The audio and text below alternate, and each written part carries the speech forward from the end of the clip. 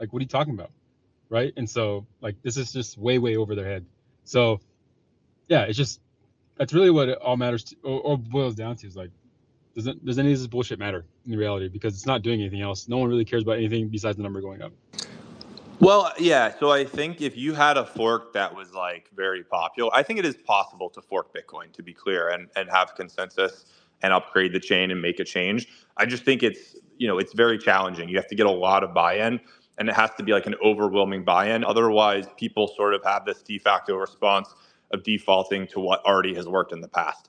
So it's sort of incumbent on the person forking the chain to build up significantly greater than 55% hash rate and significantly greater support than just a few centralized exchanges, right? So it's very interesting. I think Dave might want to weigh in here as well. This new development of our, I would say it's our best case scenario. Luke is going to basically fork himself off and kind of not be part of the conversation anymore, which is probably good for Bitcoin. He'll have his own blockchain ecosystem that he'll be building on. It seems like that's the path they're going down. I'm curious with that new development if this changes anything for you. If you have any additional thoughts here.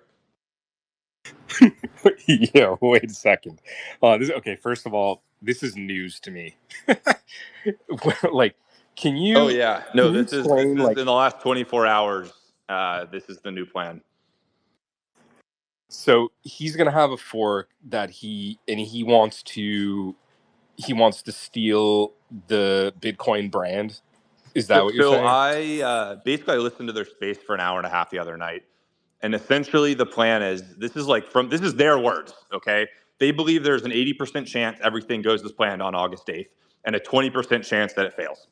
So they address the question. Well, in that 20% chance, what we're going to do is we're going to basically we have a plan to fire the miners. Where only Luke and Mechanic know the plan, because if they told anyone, it would allow them to prepare an attack on their chain. And they're going to basically be dictators of this chain, which, it's their chain. Like, you can effectively be dictators of this tiny chain that they're creating. And they're going to, do a series of hard forks. It looks like that they have already planned and prepared. And they're going to fire the miners and switch to some new hashing algorithm.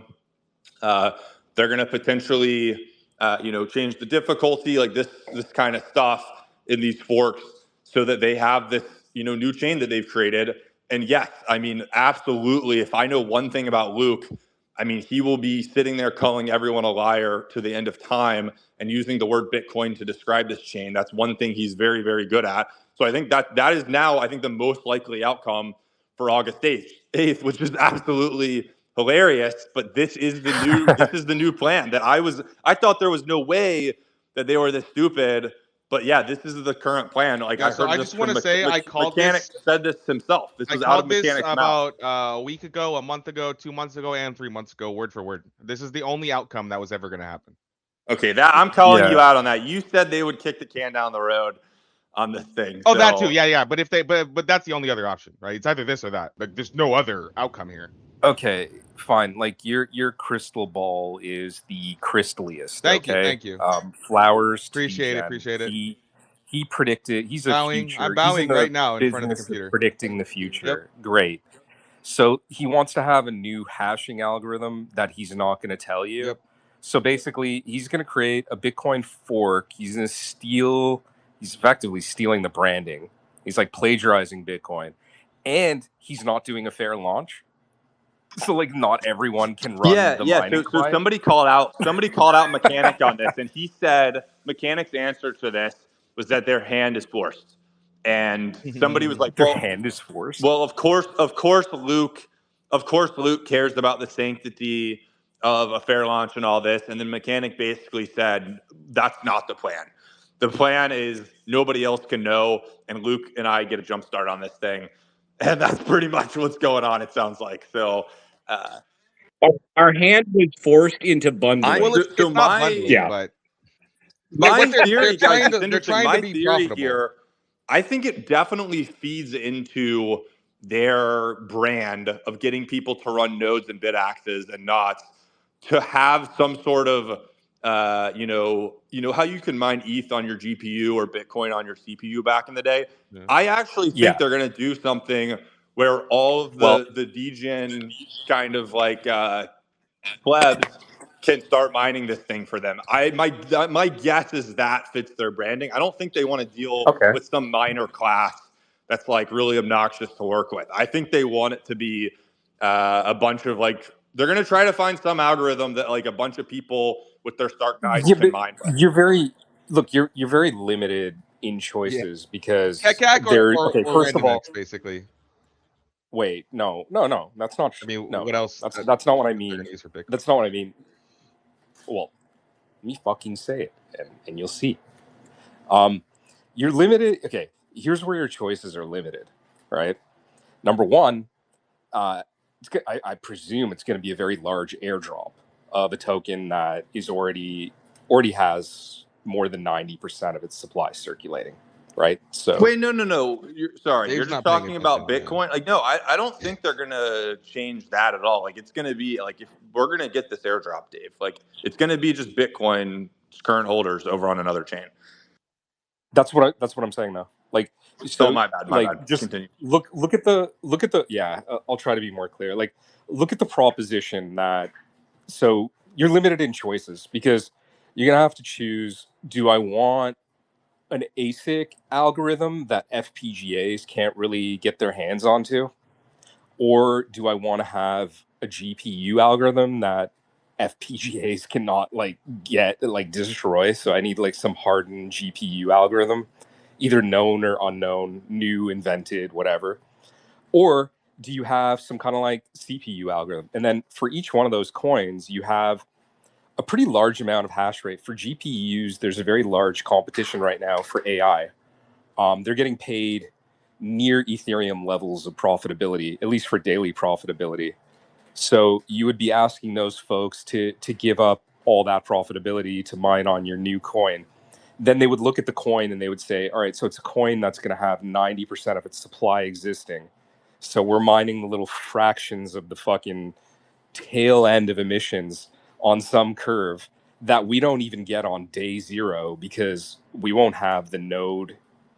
We haven't had testnet, so like we don't have the node, nor do we have the mining software or pool set up at all.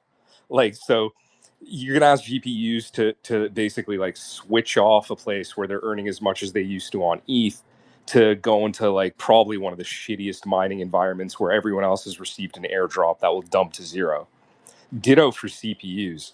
For CPUs, like there's plenty of other things you can be doing now, albeit they're quite less profitable.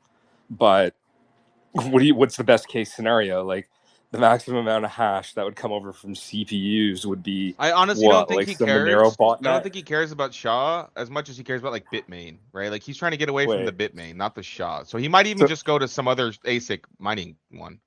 Okay, but then it's even worse. Like, see, I'm going through the categories. Like the CPUs is like the best case scenario there is like a botnet comes out and they just dump your tokens like forever, right? So like they're not going to want to hold Luke's token. The GPU miners are preoccupied because they're profitable now. And the ASICs, okay, so for ASICs, like what's the algo going to be? Like something that ASIC hardware already exists on? Like watch him where there's, be like, really retarded and just go to script or something. Yeah, that would be a natural either script, like the Zcash algorithm. I forget the name of it off the top of my head. I think it was What's Equihash. Kapow? Right? I'm looking at the list right now. What's Kapow? Kapow is that's a GPU algorithm. Okay. Kapow was for Ravencoin. So Blake 2 Kekak is probably a good one for GPU. No one does that anymore, right? There's like barely anybody doing that. There's like none of them are does good it. for none of them are good for GPU because GPUs are making more money elsewhere. It would be very difficult for you to convince them to come over to mine a coin with tail end emissions when they have ETH like profitability right now. What about they just won't Groskell, do it. Qubit, Sky, and Quark combo? What? Yeah, go look at mining pool stats. Go look at the list of mining. All right, listen, guys. Nobody except for Luke and Mechanic know the answer to it. So right. The bottom line is they have a lot of optionality. I'm saying there's no answer. There's no to. great I'm saying solution. There's no good answer. Yeah, I'll give an answer. Given the universe of hardware and the consumer, the economic choice that people need to make, there's no. This is fucking doomed. Like there's so no. hang on, Dave. I slightly disagree. I think if you have the level of authority, like dictatorship levels. You can literally say anything and these people will follow you. I think you can probably pick one of these things. It doesn't really matter. If you're happy with the way they mine it, keep them. If not, just fire their asses and switch to another one. The Luke simps will follow him wherever, whatever he does. I think Luke could probably tweet out, Saylor was a trader who doesn't believe that this is the real Bitcoin, so thus we're seizing his coins that were airdropped to MicroStrategy. Like, and the people would go along with that. I think he can do whatever he wants, which actually opens up a lot more possibilities than I think we might be giving him credit for. Yeah, or I disagree. And here's why. If he does that, so he's able to recruit some cronies to put some measly hash onto this chain, they're never going to have the amount of hash that exists out there because there's a ton of displaced GPUs and ASICs that are mining other things that are profitable. In the best case scenario, they're able to round up a certain amount of hash for a few days until someone just hits nice hash and rents and fucks his chain. Exactly. Like there's absolutely okay, no so way. hang on. I don't think that's necessarily bad. I think if you're Luke and you can paint to these people attacking your chain or like using this to create attention, I think that's bullish. Like I think Luke, what Luke is getting is an incentive alignment with his followers. Currently, they just lose money on Stark 9 every perpetual month. victimhood and a token that goes to so zero. Hang on. I don't think Luke. Listen, Luke doesn't have any current money, so he can only make money from this. Okay, he can only go up from this. Currently, he's not making very much money. If he launches this coin and he has this group of people who are going to run this thing up to $1 billion, and Luke has the power to give himself all of MicroStrategy's coins. Like what I'm saying is, this is lucrative for Luke. He has the ability to do that. Whereas if you sort of take off the hat that we're assuming is on, which is like, this is a rational world where like people wouldn't tolerate things. I'm telling you, they will do anything he does. Okay. So this is a way for him to make a lot of money. In the best case scenario, less electricity, him and his entire posse get fucking 3 tokens every 10 minutes. All right, like you're imagining that he's doing. If it hits $1 billion, those tokens are like $50 each, man. It's like, we're literally talking about peanuts. But Dave, it's not competitive. But you're not understanding that this is a profit. It's not about the technology. It's about an opportunity for someone who's been financially struggling forever to essentially do an ICO and profit from his cult that he's developed. It's a 90% airdrop. Yeah, it's a pre-mine, but it's a 90% airdrop with a pre-mine, and you have. I mean, he has essential full control of whatever he deploys, so he can decide his own rules. He can say that the initial 90% has some vesting period. He can say that for some threshold of 6 months, only these tokens are in circulation, etc.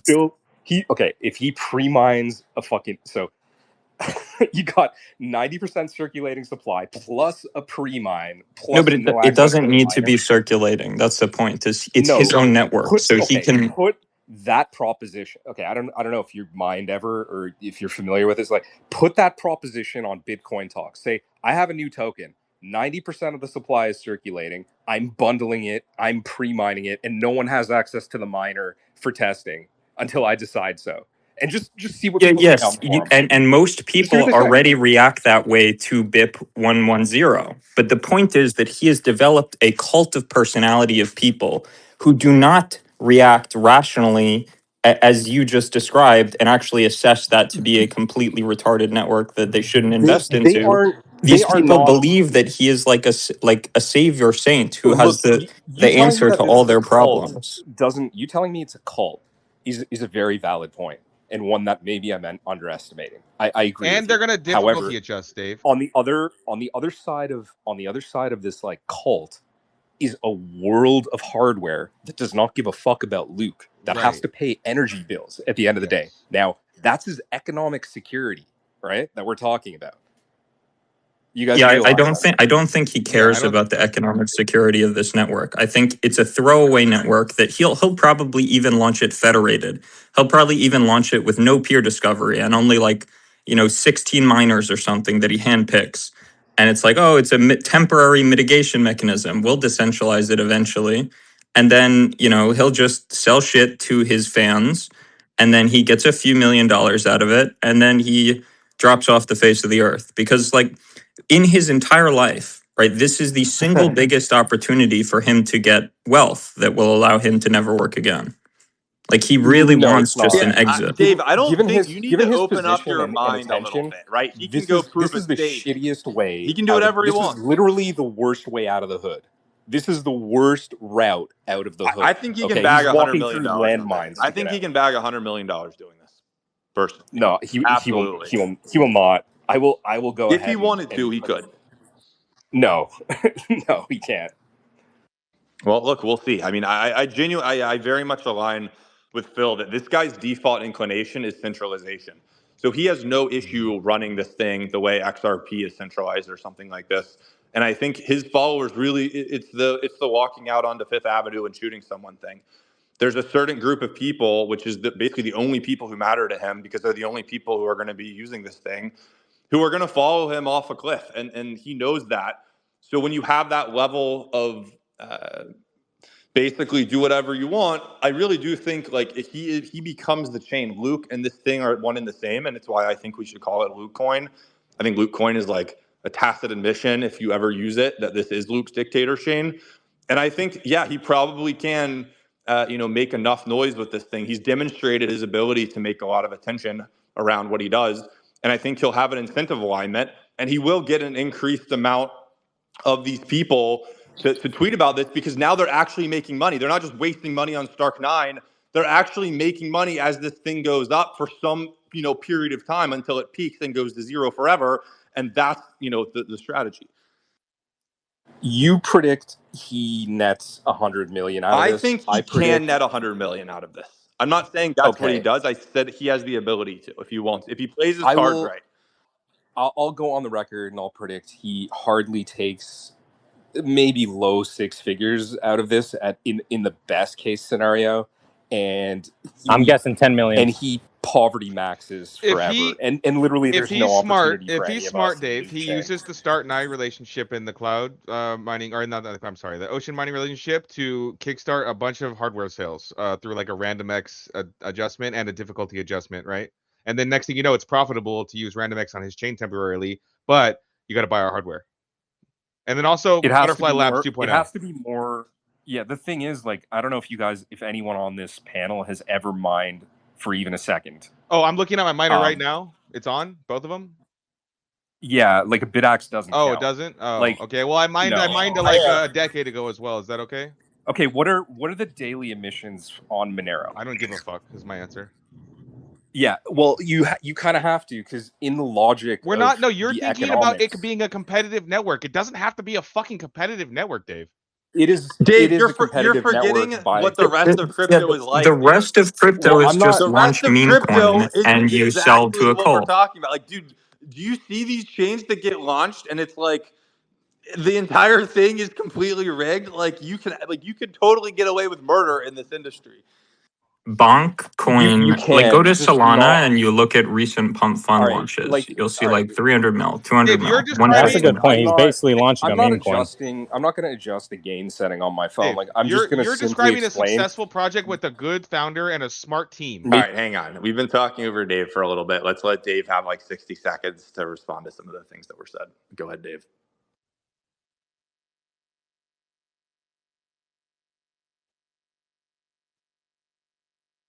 You got to mute again. There's a bug.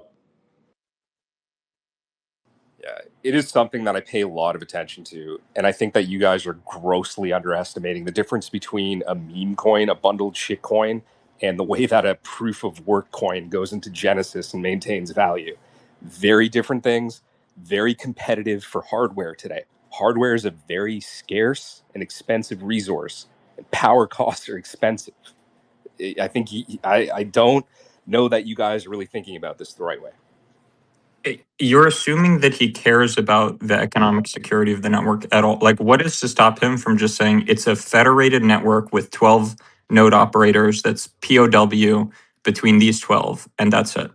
And we don't care about hash rate. We don't care about anything. You sell it to your cult of fan followers with a ton of lies about how, oh, we're going to work this up. We're going to develop. We're going to decentralize. We'll have the highest hash rate. It's going to be way better than Bitcoin. you do the same sales pitch that, for instance, like Safecoin did, which is just like you sell people on a promise and not on reality. You say, oh, in 3 years, it's going to make you 300 billion% money. You're going to be so wealthy, blah, blah, blah. You do the same thing, but with Bitcoin. Right. Let's go to the host of the #1 ordinal show, Eddie. He has his hand up politely. Thank you. I don't feel like adjusting my gain and cutting people off either. I'll finish the conversation for you guys because you guys are slowly becoming really circular. You guys gave a bunch of numbers out, right? Why don't you just put your accounts on the line, right? The thing comes out, you put your accounts on the line. If it doesn't hit those numbers, you delete your account, right? Put something on the line, and there you go. You know, Put some dog on the line. right? Yeah, let's put some stakes, right? Like that's how this is done.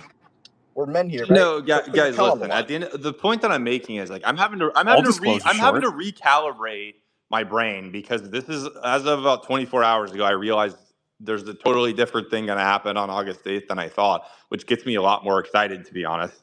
But I don't even, guys, I don't strongly hold any of the things I'm saying here about what I think is going to happen.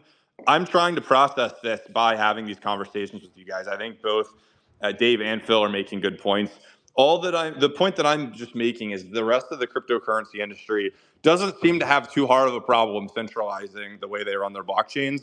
And I think when you're Luke and everybody will just look to you for what to do, he can easily adopt many of these other tricks that these other blockchains do to have this fake pseudo decentralization situation. The guy's gonna reinvent delegated proof of stake and call it proof of work, and then we're gonna move on. I mean, I do, like, tell me he couldn't issue, an extra 79 million Bitcoins, give it to his foundation. There's 100 million Bitcoin forever, he says.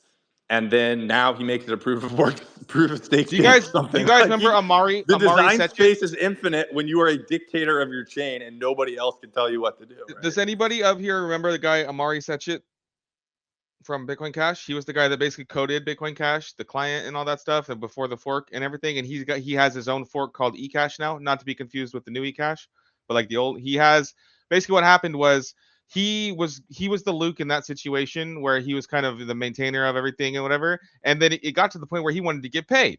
So he started trying to force a 20% block split down our throats where he was like, look, on this chain, I want 20% of the block rewards so I could fund development. And then we literally evicted him as owner of the fucking maintainer position and kicked him out of his own fucking fork. And he went and started another fork of his own fork because of that situation. But like he literally, this is what's going to happen. Luke's going to have no pushback on that situation. And he's going to be able to do that. He's going to be able to say, I want 20% of the block reward. I want to hard fucking code this OFAC list into the mining situation so that the only peers allowed are my peers. That's what he's going to do, probably. He's not even pretending like he isn't the dictator. They have literally used the word benevolent dictator. Yeah. We have to give all the power to Luke to save Bitcoin. That's their ideology, right? And so look he's not BIP even 110. pretending that this is going to be decent. So BIP 110 is nothing but 20%. He takes the Zcash model and he's like, yes, 20. He rakes out 20% of the block reward. Okay, so wow, like a whopping one token every 10 minutes at $1 billion market cap is $50. Yep. You guys are just not doing.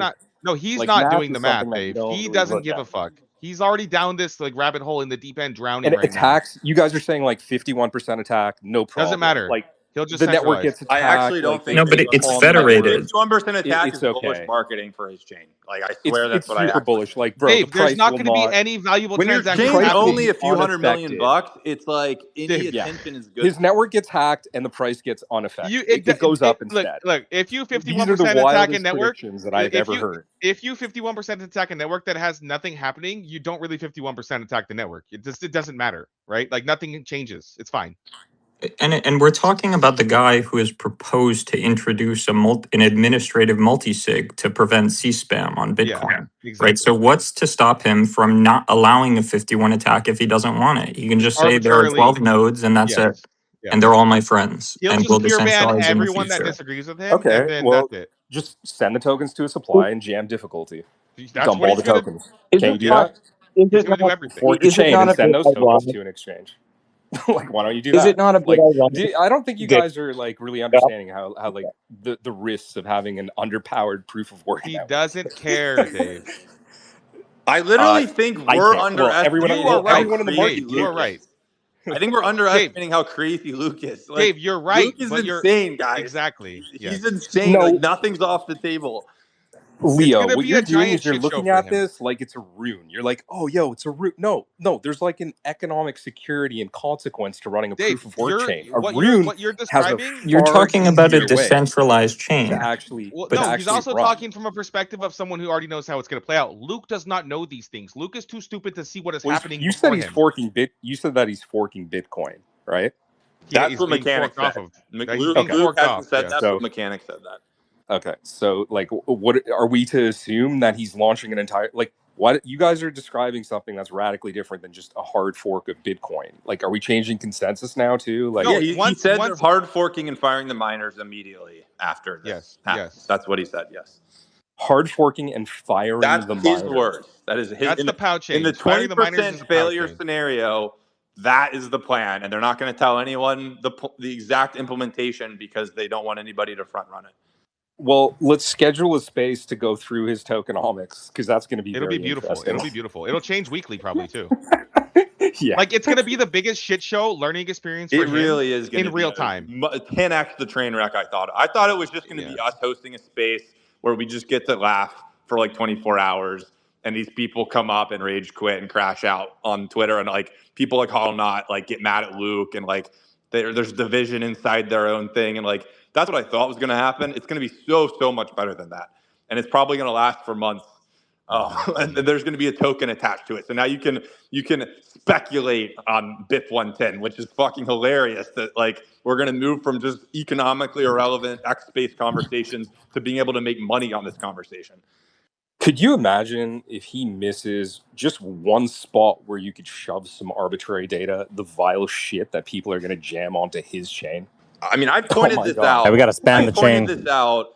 He's going to have a cat and mouse game, and we actually might like speed run what in theory he wanted to do on Bitcoin, and he's going to end up with the Bubkey situation, I think. So it's fast. It's going to be fast. It's going to be an interesting couple of months. Well? That's all I'll say. Definitely. Let's go to the Brit. What's up, Brit? I was just going to say, guys, just speaking as the normie in the room here, the non-technical person, do you know how uninteresting everything you said? And it's all white noise to me. Like, I literally have not understood a single thing you guys are talking about. I'm quite engaged in the area, but I'm listening to all this jargon and all this technical stuff, and I don't know. Yeah, the whether simplification our biggest problem isn't what the fuck we're doing, because like this fight is bullshit. It's and dumb. Like, it's super dumb. If we want to onboard people, they don't want to see people arguing about whether the chain exists or the art exists. I mean, this is just Bitcoin, though. It is what it is. You can't really avoid this part of it. I it is know. ugly. Yeah, but you can be as grumpy, we're all engaged as you want, we're all but contributing. it doesn't matter. Sorry, we're gonna have a nerd fight about it for 9 more days.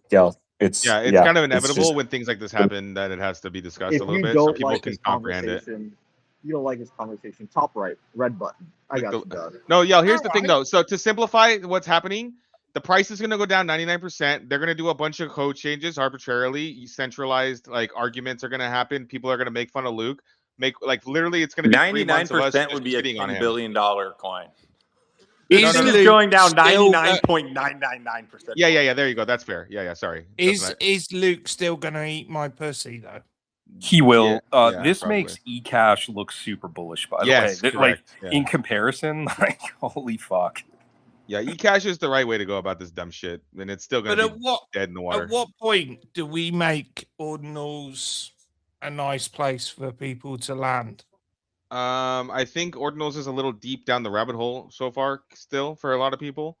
So there's a little bit of a problem there with that idea that normies are just going to show up and be like ordinal people day one. Like we have a long way to go, I think, until that. Yeah, they're going to join Dog Army. Bitcoin. Like I really think they're going to join Bitcoin. Dog is actually a way to onboard normies. Like I'm not even kidding. I've talked to a bunch of these people that are running knots and stuff. I really think like they'll buy some Dog. I genuinely believe a lot of Okay, Dude, I've I will onboarded a agree shit with ton you. of Bitcoiners. I will agree with you that those people are dumb enough to become dog holders. Yeah. Oh, we got some. We got Joe Colasari. He's a lawyer. We got Vinny Bitcoins. We got a bunch of Bitcoiners. I've been onboarding them, to be honest, but we got some Bitcoiners. I think they're catching on. I agree. Dog could onboard people, but these constant, like, this reminds me of being in an OCM fucking meeting where Danny's But again, we're in a Twitter spouting. space about fucking BIP 110 right now. Like the levels of retarded you got to be here means you already got onboarded long ago. Yeah, guys, honestly. let's not make the same mistake that the BIP 110 people do, where they think it's like overly important. Like, if you think that just what you say on a Twitter space controls Bitcoin, you're delusional. It's just not how it works. It's like, guys, we are in a very, very tiny echo chamber. It's literally number The go miners up. are not even paying attention to this conversation. The centralized exchanges are not even paying attention to this conversation. It's just really not as important. We're not as important as we might think we are. Do you know? Okay, I'm going to counter that slightly. Do you know how important this is? That there's maybe... Don't sell yourself short, Shut up, Leonidas. There's maybe 10, 20 to... Wait until you're called on, Juiced. Oh, fucking hell. Give me 2 secs and I'll finish. And Go ahead, yeah, go ahead. On. Sorry about that. Right. There's 10 to 20% of people in this room that are probably pretty new to this subject and are here for information. And we're like sitting at the baffling fucking terminology area. And those people aren't hearing anything that makes them feel like, oh, this is a place I want to be. Here, maybe Leo can put out a poll. That's what I'm saying. Leo, can you put out a 10 poll? to 20% of people in this room. Listen, this is why. That's not wanky. That's These guys think all my tweets are like cringy. Dude, you understand? My tweets are not meant to appeal. That's not wanky. To this group of people. Do they all sound the same? That are these like racist, hardcore Leo. nerds on X. Like, dude, we got to appeal to everyone else, guys. Should I get a voice changer? Like, yeah. To be fair, all Brits do sound the same. No. Like, just Wanky sounds like a posh little twink. Yell sounds like he's a farmer from the north. Yell sounds like he has a dog in his hand right now. No one would have known. Okay, hey, I'll point out that Vincent made this post. I get that you guys are bored. I get that you're bored. Oh, sorry. It's fine. Go ahead, J-Dog. Yeah, finish up, Zach, and then Zach, just go ahead, Zach. Go ahead, Zach. Zach, go ahead. Every time I make the mistake of making DJ a co-host, he does this. Why would you give him the I co-host actually have no idea. He was like the first one here, so I just invited him up. Yeah. I think you give him the co-host because you think he'll act more proper. Dave would be a much better co-host. Like, I would say everyone else on stage would be a better co-host. You're right. But it is what All right, give Dave co-host. Give it to him. Give it to him. I get that you are bored. Okay, I get that you're bored, Yell, of this conversation, but it's going to keep happening for like 9 days. So, like, it's almost over. You know, it is what it is. And it's like, we're there. You're not going to stop a nerd fight. It just has to play out. The last time you're going to have this conversation about a Bitcoin fork. You might as well learn how it works now, so that next time you could ignore it safely and not be worried about it and all that kind of stuff. Yeah, we got another fork like a month later. I do understand the perspective of being very sick of this discussion, and I do share. I do share. To an extent, but like there's 9 days left. You know, I don't know that 9 days is going to be over, guys. I've been talking about like they said earlier. I've been talking about block size wars for almost 10 years now. Okay, I don't know what you think is going to end. There's no end here. Well, and the reality too, this whole BIP 110 conversation has been a great promotion for ordinals and runes, and we've kind of been milking that. And I do want to point out a Vincent post I put up. It's the third post to the left. Google Trends shows that ordinals is being significantly more talked about than BIP 110 currently. So there's more interest in ordinals than this whole fork thing going on. Somebody tweet it. Where's Vincent? That's all I wanted to say. I put up at the top. Is it not ironic? Is it not a bit ironic that Luke is deeply religious Catholic, and he is essentially LARPing the Great Schism of 1054 when a rift formed between, like that basically separated into Roman Catholicism and Orthodoxy. Like, I find it a bit fascinating and ironic. So He's a on the pedo. little bit on the nose. He's a pedo. He's a Catholic. 201. No, you can't say that. I- We're being nice on the space yell. You had to say he lives 201 feet away from a school or something like that. Shout out Eddie for that one. Yeah, this is like Were you if saying he Noah's actually Ark lives- was a soccer ball. He actually lives that He's distance. Overly how do you know where he lives? interested in children. J-Dog, The I'm calling him a pedo. Oh, okay, got it. nonsense. All right, let's get to these hands. We got Juice. He's been waiting patiently. Let's go ahead. No, please don't. No, stop. Don't. Just let him leave That's his a hand up. great Don't idea. go to Juice, whatever you do. No, stop playing. Listen, a few things, guys. First off, like, I've been down with the dog army since before it was even a thought in Leonidas' brain, so it's kind of fucked up that I don't have priority here on top of some of these other faggots and shit. But next, I just wanted to ask, is Stocknet on ETH still the best place for me to find yield on my BTC with all this alkanes shit that's out right now? And then question number 2 is, what's up with these hooks that you guys keep talking about that I guess like were like started in alkanes and then are making their way over towards ETH and shit? Like what are those hooks? No, V4. I could do the second part. Really Good job, quickly. J-Dog. Good job. V4 hooks are an Ethereum phenomenon. They don't exist over here. They probably never will exist over here. They came from Uniswap. Yeah, those are used quite a bit. What they are is a module that allows you to take actions without an oracle on the actual pool. So, for example, you can create a perps exchange that fully operates alongside of a pool without any other logic. But there's a lot of other ways that it could extend contracts. When you think ETH, think Uniswap. Do not think alkanes. Alkanes is a completely different animal. An interesting one, just has nothing to do with V4 hooks. Yet. Wink, wink. No, you're talking about Dave asking the developer though to look into it and focus on that. Is what you heard him say. And is Starknet still the best place for me to get yield on my BTC? No, you should just take your BTC and sell it and get yield on it by selling it. Put it in USDC and then shut up. That's what you should do. Ha ha ha ha ha. Juice, there's a new token that's coming out. 90% of the supply already exists and it's completely centralized. You bullish? What do you think? It's actually sad, guys, because what's going to happen is all these people that hold Bitcoin that follow Luke, they're going to like do what all these Bcash people did. They're going to sell their Bitcoin, and then they're going to have to look at Bitcoin. We didn't do that, Leo. We held both. They're going to have to look at Bitcoin in 20 years at $10 million and think about how they bought Luke. If you want to make fun of somebody, you want to make fun of Raphael down there. I know for a fact that he sold all of his Bitcoin for BSV. Lost a lot of people sold their Bitcoin for Raphael. That was the thing that people did. I mean, and I think Luke will absolutely be telling his followers to sell the fake Bitcoin and buy his Bitcoin. Oh, that's even worse. And that is kind of tragic, actually. It's a scam. I mean, if we're being honest. Like. But I agree it's tragic, but it's also like an optimal outcome in my opinion. These people do not like these people should sell their fucking Bitcoin and buy Luke's fucking retard coin and fork off forever. All right, DJ, you summon Raphael up on the stage. Easy bait, King. Easy bait.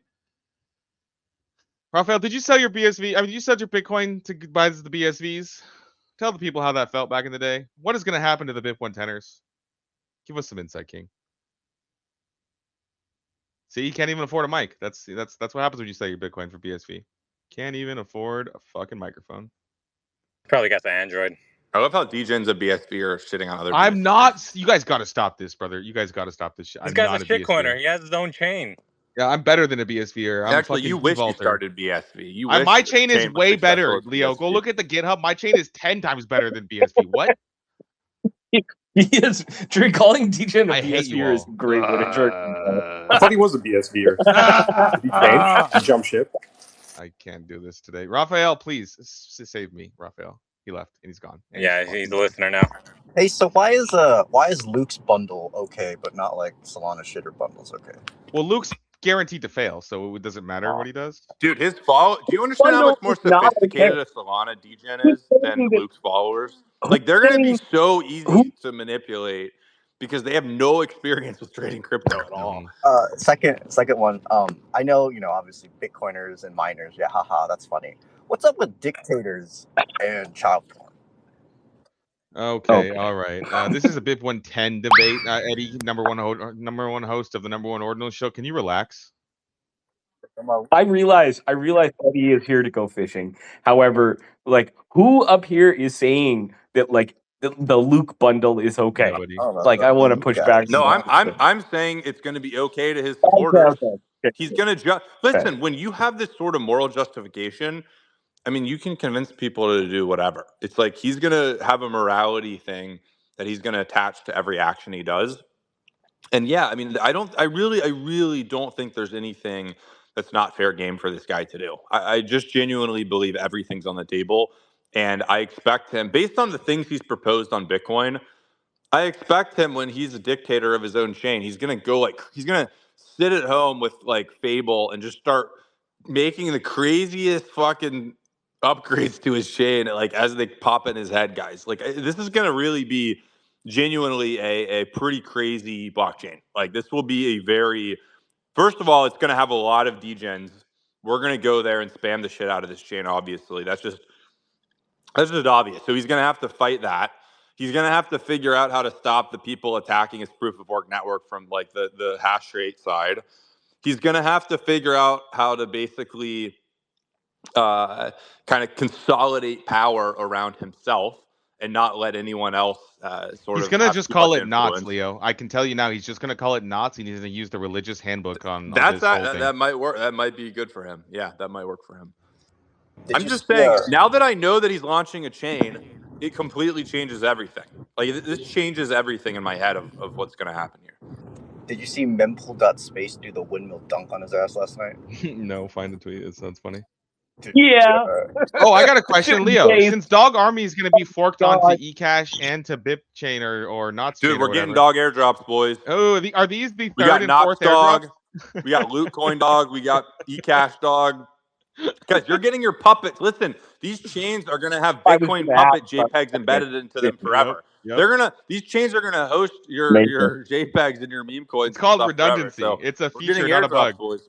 Yeah, it's a redundancy feature, guys. It's built in. Satoshi thought about us ahead of time. Don't worry. Hey Leo, I know your second airdrop is happening or is going to be happening for like whatever 25 you're mil? saying about dog. Yeah, 45 mil. 25 mil, I think is 25 mil. My bad, 25 mil. Is the third airdrop going to be? Wait, what's 25 mil? Is the third? You announced airdrop the second airdrop. Remember? Yeah, you announced the second airdrop, didn't you? Yeah. Are you guys being serious or joking? Serious. He's talking about the scraping of the padding, Leo. Wait, that's the second airdrop, that's how right? I'm planning on feeding myself. Hang on. Okay, I thought you were talking about the second Runestone airdrop. No, you're talking. No. That's you What's guys the keep difference? framing this as an airdrop for dog holders. This is an airdrop for everybody in ordinals and runes. Everybody complained, like all the BRC20 people complained they didn't get an airdrop. So the dog army is gonna, do right by our BRC20 friends and give them this $25 million airdrop. You heard it here, guys. Right? $25 million Do we have airdrop coming Do we from have to Leo. send funds for the airdrop like we did last time? I sent some. Dave, did you contribute to the rune number 3? I did. Hell yeah, I did. bro. Yeah, I absolutely did. Hell yeah. Love it. Are you asking if it's going to have to raise money to do this? No. This will take no resources monetarily. It'll be people donating their time. Is it because it's not actually an airdrop? It's not actually an airdrop. It's an option. No, hang on. Are you talking about dog mode? Dog mode, once successful, absolutely is airdropping $25 million of value that is currently unaccessible to a group of individuals in the ordinals. I gotta stop you there. We already have the sats are already in our wallet, so No, hang on. You currently do not have really access to those sats without destroying the value of your other, assets that are worth much more than the 25 million. Is it an unlock or an airdrop? You can frame it however you want. Unlock sounds better. You can frame it however you want, but no, it's an airdrop. It says so on his tweet. I mean, look, you got listen. Here's the deal. Here's what I'll say.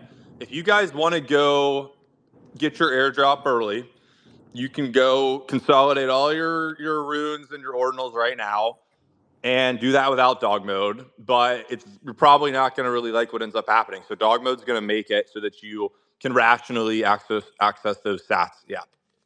Well, you're saying the tools available now will somehow damage the ordinal, or is that what you mean? No, what I'm saying is, well, you could basically go to Portland and pay a lot, or I guess I don't even know. Like you can't. it's because you won't be able to trade. I don't know the state of Slipstream, to be totally honest. Okay. Like Mayor's in a weird situation right now. But you could technically go to miners and do this right now, but you're going to have trouble making any transactions without going through something like Slipstream, and they charge a very high premium on these Slipstream like products, which would make it not like there's no economically really viable way to do this today. So yeah, JDog, if you, for example, stripped out the padding from your inscription, then in order to transfer it, you would have to go pay a bunch of money to a miner to accept your transaction. Yeah, non-standard transaction. And yeah, you're saying that with it's not going to work with any any of the Bitcoin tools that exist today if you're trying to use Bitcoin. So what we're trying to do is fix the relay and upgrade the relay so that you can relay a transaction that has one sat UTXO in it. And then when you do that, it becomes very reasonable to claim that padding, right? See, a claim sounds better than an airdrop is confusing. Oh, damn, that almost hit that car. Okay. But yeah, calling it an airdrop is probably not the best framing. I would agree with I would agree with Degen here. I mean, listen, people can call it up whatever they want. Like, I get that Degen and Eddie like to troll all day and like I don't know if it's a troll. Words they don't like. It's not a troll at this point. Pick out words that they don't like. I mean, listen. Here's all I'm going to say. They're going to be thanking the dog army when they get their $25 million airdrop. That's all I'm going to say. Yeah, you said airdrop. You're saying airdrop. You tweeted airdrop. Therefore, I'm going to put it in my calendar. To be clear, the term I've always used is effectively an airdrop when I've tweeted this out. So you can call it effectively an airdrop. You can call it token unlock. You guys can call it whatever you want. I like a token unlock. Yeah, it's better. Don't backpedal or anything here. I screenshot it just in case. No, just backpedal. Well, how is it a backpedal? Like my tweet literally says what I just said. So dog effectively got. It's not a hill worth dying on. Shadows. Just accept that he backpedaled a little bit and let's go on with it. All right, it's good. Okay, that's a step forward. Well, okay. I mean, listen. If you guys want to pick apart the language, the term is it's effectively an airdrop. Language matters. What do you mean? It's your language. We're all Bitcoiners here. Our favorite thing is arguing over semantics. The only ecosystem ever to get upset about an airdrop is ordinals and runes. Like I've never in my life seen a crypto ecosystem get pissed off to receive an airdrop. You are effectively doing Hey, if you guys want an airdrop, can you like and retweet the #2 ordinal space, please? Like, we need some comments in there. We need the algo to go up, or we're not getting shit. And if you guys want a real airdrop, buy a all raking him over the coals aside for a second. 25 mil. Could you imagine, even if half that went into these thin floors on Or Daniels, what that would actually do right now? Just think about that. We really shouldn't have sent like $50 million each to a bunch of individuals. We really should have just time locked some Bitcoin and said guys, we're going to sweep the floor in 3 years. That would have been a smart move. We're not getting OpCat. At least ZK is spending some of their money. Good job, ZK, right? But we can't really know what he's gonna do with it long term. And then Udi, what's he gonna do? Come with a new BIP? Motherfucker, what? You're not even trying anymore to fucking push OpCat. I don't even know what's happening with this guy. Those are two guys that got all the money. I'm just saying, $50 million could go a long way these days. And Trevor got a lot of money, and then he just $50 million.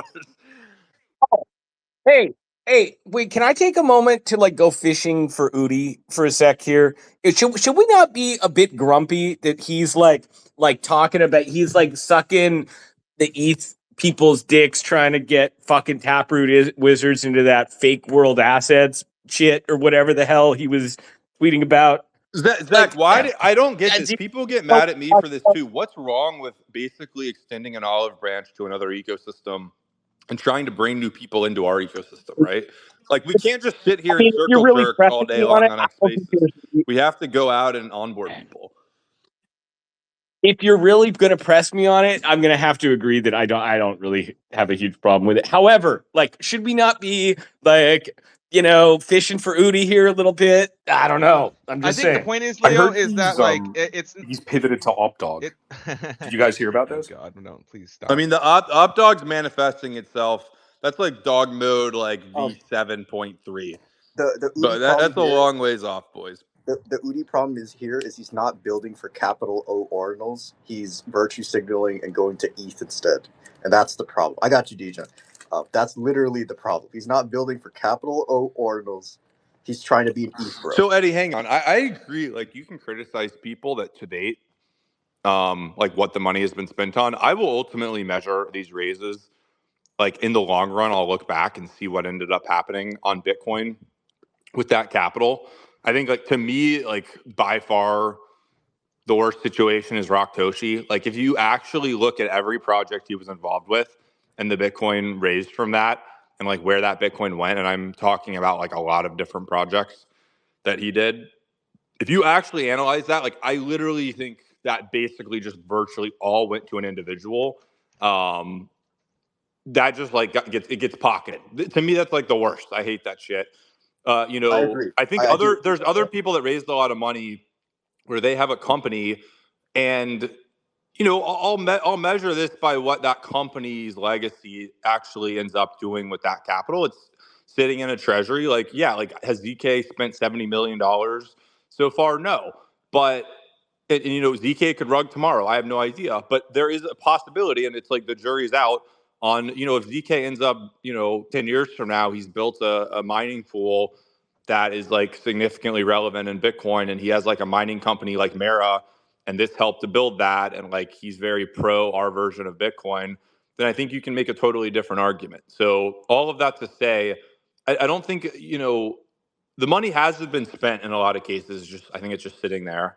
Right. And we'll kind of measure this stuff over time. I wish it was spent today on more ordinals and rune stuff, but the jury's a little bit out on this. And the only person that I'll say like absolutely is a real piece of shit is Rocktoshi. And I mean, Let's I be think nice, that's like Leo. Let's super be obvious. nice. But No, I think the honest take here though is like it you can't decide yet because like he still has a chance to like make a home run, right? Like think about it this way. Had he swept before Magic Eden went out of business, spent all the money like people wanted him to, then the floors would still be down right now. But then after Magic Eden goes out of business, now he could spend like, I don't know, 1% of the money he spent and 10x, 20x the floor. Like versus if he, it would have been 10x, 20x that a year ago to do the same thing. And then it wouldn't have lasted. So it's like almost it's a trading aspect for him too, where he has to make the long-term generational wealth trade as well for the community with that money. Alongside he needs to be building something long term, which is sort of seems like that's what they're doing with Parasite. And then like let's say Parasite becomes profitable at one point, or maybe there's other revenue sources for Parasite, such as alkanes or dog mode stuff or whatever, right? Like there's all sorts of options down the road. Just having a mining pool up is like a good thing. It doesn't have to be profitable right now. So I would give him credit on both of those things. The fact that like he is around. He does randomly DM me sometimes when we're in spaces talking about random shit. So he does like check in anonymous. Like he is kind of keeping tab on things. He is also kind of checked out. But I mean, look around you. Everybody checked out. It's hard to give him just blame for that one. And then like he is also not checked out. Behind the scenes, he's still doing stuff. He has people around him doing stuff. Like you got to give credit where credit is due sometimes, right? And as much as I can criticize everybody in this space easily, there is better and there's worse, right? And I would argue ZK is doing of the better than what we could have got. So all I'm saying is like we'll measure this stuff. It'll be very clear like 10 years from now what happened. I think people are allowed to not just pander to their community in the short term with hoodies. You see what I'm saying? Like you're allowed to take. You raise that much money. I think it's almost incumbent upon you to survive for 10 years and do something more long term and try to build something much larger than just a hoodie merch shop, right? So I think that's totally fine to place that kind of a bet. I ultimately hope it helps the Bitcoin ecosystem and specifically ordinals and runes and this group of people and the holders that bought these collections, right? And like the jury's out. We will see, right? I wish more was done in the short term, to be honest. But I will ultimately, make my decision on these things once this is all kind of said and done. I agree with the Rocktoshi take. I basically agree with the ZK stuff. The Udi side, where I don't agree with, is probably the time frame, right? I think that if you say it like that, he can basically just kick the can down the curb and you can just extend that and go, well, maybe he'll do something in 15 years. Oh, well, maybe he'll do something in 20 years, right? Like you're basically just kicking him, letting him like, have more rope. Well, here's the deal. I don't know anything, to be super clear, but I imagine he has a company that has some treasury and he's probably getting some yield on a bunch of Bitcoin, or maybe he's put it in stable coins. I don't know. But as long as that isn't spent, then I think you can kind of make an argument that there's still something big that can happen, right? So if you spend all that money, we know they invested and lost money on things like AIXBT. Like we know that. Yeah, so there's no question that they did some marketing stuff, and I think they invested in Odin, and like obviously, Yeah. Yep. I'm sure some of that hasn't panned out, but the I would marketplace imagine too. the large bulk of what they've done. My guess is they're sitting on the vast majority of their money, right? They probably have payroll. They probably have a few of these kind of marketing stunts. I imagine. I think it's fairly obvious they were probably the ones sweeping their own floor. So they spent money. They spent some of the money that they raised on things, but again, we'll see what they end up doing, right? If they end up, fucking moving to, build their own L1 to like compete with Solana, then I do consider that sort of a rug because they're not in Bitcoin anymore. So there's like infinite possibilities of what can happen with that capital, and I'll measure it by how it gets spent. Basically, that's how I will. It's just personally how I will judge. I have a feeling they want to build an L2 that relies on CTV. That's kind of what I've always thought. Like their angle was with Brindell and everybody on the team. Like they're all working towards CTV enabling an L2. I think their initial plan was to definitely build an OpCat They won't L2. but they all recognize CTV is way more likely though. I don't even know what you can do that interesting stuff like on an L2 with OpCTV, to be honest. Like I think OpCat would have been like way more interesting to build on. Problem with OpCat, did you use it on Fractal? Did you actually try it? I mean, I saw all of the degens using it. Did you see the size of the average transaction? They're like 10 times larger. I called this out. It's insane. Yeah, it's insane. Like it wouldn't work on Bitcoin right now. Well, it would work. It would just be 1,000 transactions max per block instead of 10,000. So right, which is it's 400. It's 400. Well, I mean, listen, if you take this stance that a lot of stuff happens off chain anyways, I mean, you could argue Bitcoin would probably operate perfectly fine right now with the Bitcoin BTC use case because nobody's using it on L1. So if you have 1,000 transactions per block instead of 10,000, everybody's trading it on MicroStrategy and Coinbase anyways. It doesn't matter that much if people are going to trade it off chain. So no, but the size of the transaction is so much bigger that you're paying so much more too every time you click a button. So it's but I mean, a lot of people hold their dog. What are you getting? Trade their dog in these other places to pay that extra, and they only what's the trade-off? They only have to move it from Kraken back to. I mean, what would it cost right now? Like, if it was like 10 times more expensive, you'd probably have to pay like. Kraken, it would cost like $3 or $4 to move the dog to your wallet and have it in cold storage forever. I don't think that's like removing the use case of being able to like speculate and hodl on but then all of a sudden we get the CryptoKitty situation where like something uses OpCat that's useful, and then all of a sudden us degen retards start spamming the chain, and then every transaction is OpCat right now, and then it's a shit show because the chain wasn't prepared. You limit your use cases, right? It was the same thing, guys, we're dealing with today. We have 10-minute block times at 4 megabyte blocks. Like we're already dealing with this today. So it's like it's just a more extreme version of that.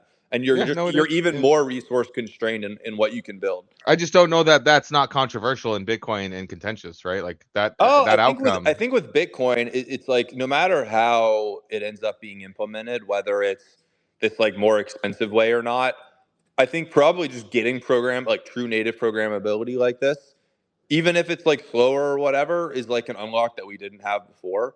And there's definitely value in some specific use cases for that, and then you can worry about scaling later on.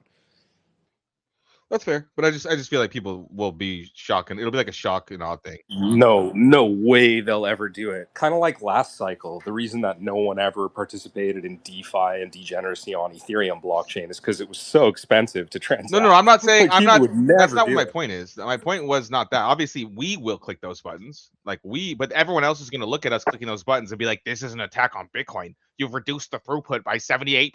Blah blah blah blah. Like that's what I'm saying.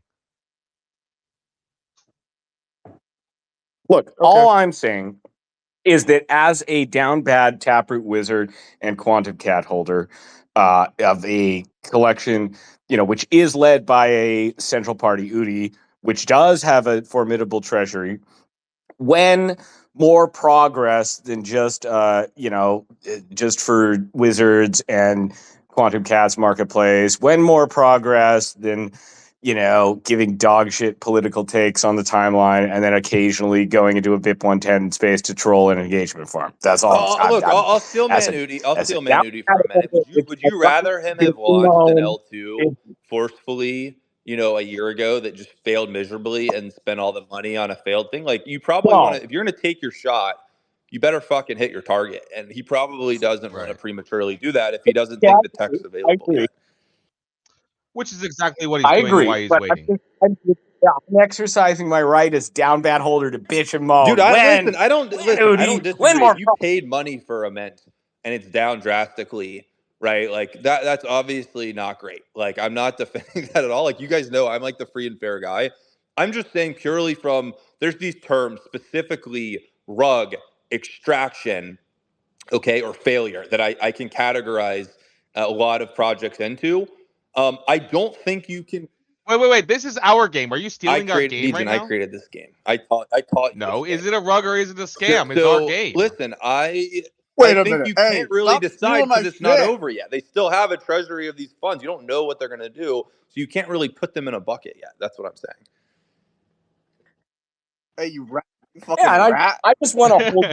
I'm just wanting to hold Udi's feet to the fire a little bit. And well, I can't make no jokes like that about Jewish zero people, issue with Zach. that. If you want to call out shit, Udi, Zach, like, relax. Wait, he's Jewish?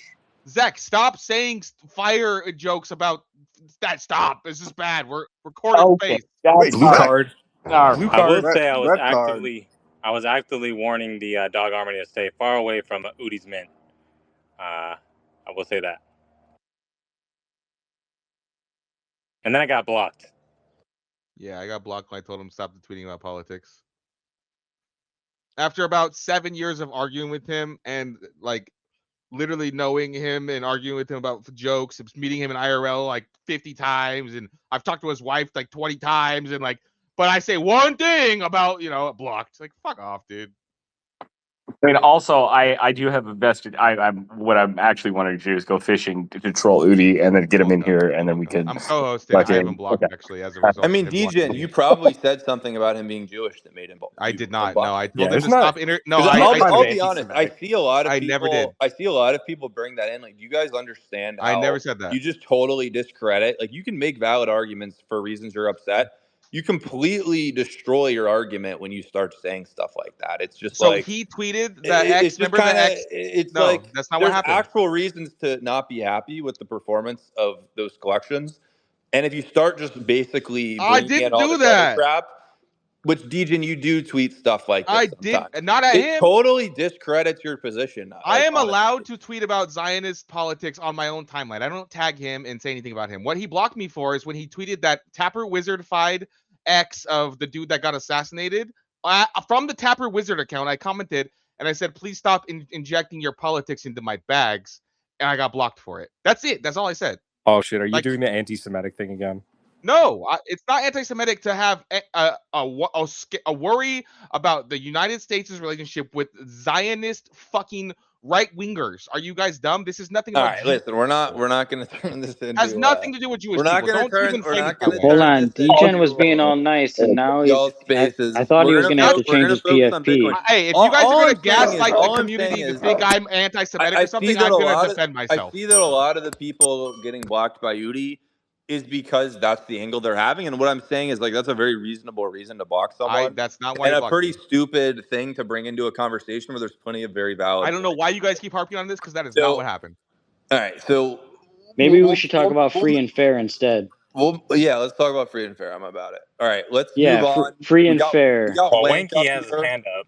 We got intern Puppet up here. Maybe Panda will join us. We'll see what happens. Wank, what's up? I mistakenly called one of your fellow citizens of Great Britain Wank earlier, and he wasn't very flattered. I'm sorry to hear that. I apologize for that, man. I just wanted to say that Udi's actually a paedophile as well.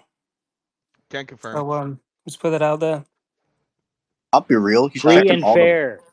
He's right. checking all the boxes. Anybody else have a take they want to make that isn't retarded? He's checking all the boxes of a bullshit.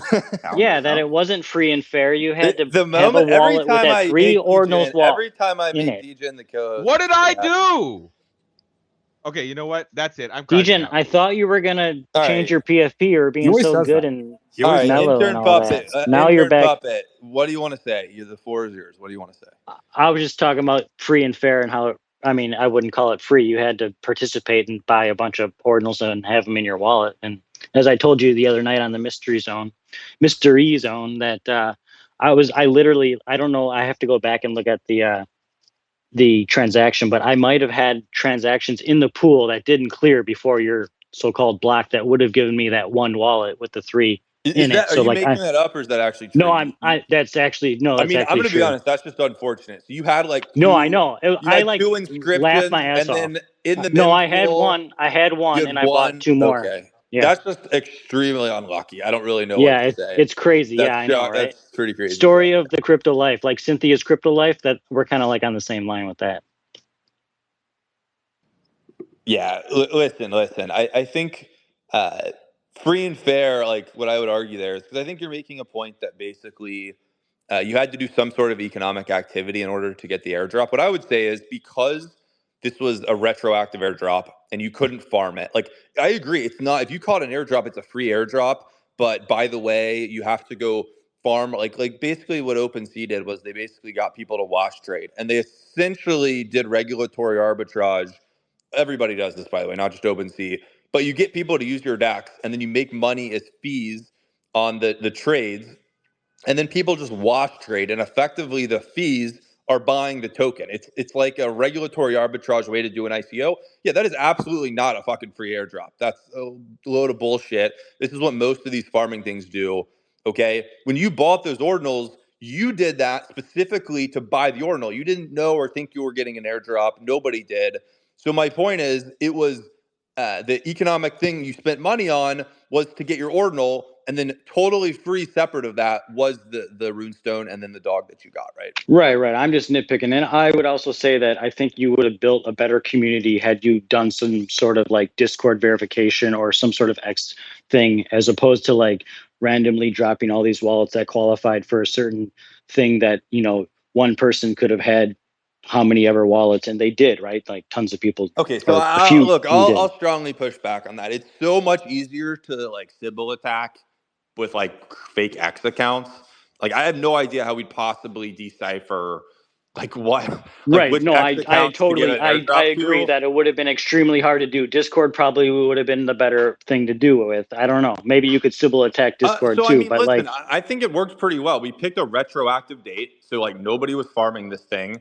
And yeah, if you don't like the criteria, 3 inscriptions, right. But how that's many of the valid. 72,000 that got the dog airdrop or whatever you call, like whatever we whittled it down to the other day, like how many of them are actually people, right? I want to know that. Yeah, That'd be so nice to know that number. I It's would something argue we'll never know forget the that number, dog, right? forget the dog. That was after secondary trading. It was 112,383 of these wallets that qualified with the 3 inscriptions that weren't text based, right? That was the situation, and it's a valid point. Like I personally have no idea, how many people there are out there that got super lucky and got 200 runestones or something. I've heard like 1 or 2 stories of that level. I've heard a bunch of stories of people getting 20, 30, 40. And then the vast majority of people got like 1 or 2, maybe 3. And anecdotally, I guess is the best thing that I can say here. Like I just randomly will be on spaces and people will come up, or I'll be in a chat with somebody that's like I was on a call the other day with like somebody outside of this industry and like they were telling me they got the airdrop. It's like completely unrelated. Like nothing, I'm not on this call. It's anything to do with dog. So the point that I'm saying is it feels anecdotally to me that we did a decent job. And I do just think that if you were in ordinals in that first year, okay, I think it's very reasonable to say if you didn't have 3 inscriptions in your wallet, like I don't think that's You weren't I don't think that's degenning enough. I very was high I of a was literally bar on a to break. make, Basically, right? you go in these cycles where you get wrecked and then you take a break. Like I was one of those where this is the one where I hung around for. I went through. This is the third one now, and I've this is the one I hung around for. But the other 2 I had to come back, right? So like I've been in the environment for a while, but like, and I appreciate and admire your perseverance and like pushing in the bag that you created too. So like in that regard, like props. So yeah, I hear what you're saying, and I'm glad I got to tell you my little story. So cheers to however you're calling the free and fair and your big Well, listen, runestone and your I drop. apologize on behalf of the free and fair movement in that, you know, we really did try, and like we put in about a month of time trying to figure this out. A lot of effort, a lot of people, a lot of independent verifiers, open source implementing this algorithm, like hundreds of thousands of messages in Discord debating this algorithm, like really visceral debates. Like there was a lot of effort put into this, and there obviously was never going to be a perfect solution. Like somebody was going to want, even if they got dog, they would want more dog, or like there was never going to be a perfect solution. We did the best we could in that month figuring that out. And this is what we came up with. And unfortunately, there are groups of people like the BRC20 community, I would say like the Bitmap community, the people who were using the Sparrow wallets initially, who maybe were very active in February of 2023, who then didn't get the airdrop because they split their inscriptions amongst different wallets and then never upgraded to X First or something like that. People like yourself who just had like weird edge cases where it's like their inscriptions are in the mempool during the crazy edge cases. Yeah. Like I had the one in there since like a while way back when I was onboarded by a different chain and whatnot, because the community was transferring over into inscriptions. And then like I was looking at the market, but really didn't buy anything until like that it happened to be like at the exact same time period where you're like, oh, and by the way, this is the block. I'm like, are you kidding me? But yeah. So cheers. J-Dog, I know you from somewhere besides your Viola.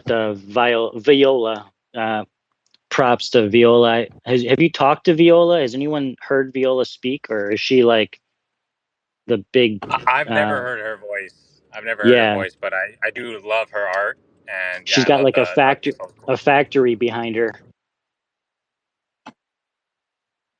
Intern Puppet, if it makes you feel any better, here is my misery. I used Hyperliquid extensively and organically, and then I missed out on the piece of info that you had to log in and like go to their hub page or whatever and sign a TOS, and so I missed the Hyperliquid airdrop. I actually That's never got pretty the big, Runestone considering airdrop. you also have. Go ahead, J-Dog.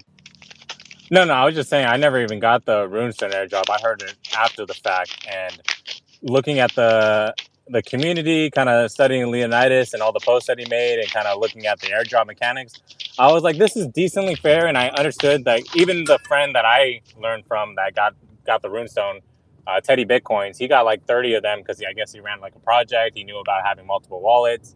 And even at that point, I was like, you know what? I still want to buy the Runestone. I bought at $5,000, at $7,000, and then a lot at $3,000. But kind of looking at the mechanics, I was like, it's not a perfect system. But I will say the distribution kind of gets more fair over time. And it's specifically for the second airdrop, I think that's even more decentralized in the fact that you had over 2 years to decide like whether you want to buy the Runestone. I started buying the Runestone at like $100, and I bought a lot. I'll be honest, I bought a lot since then.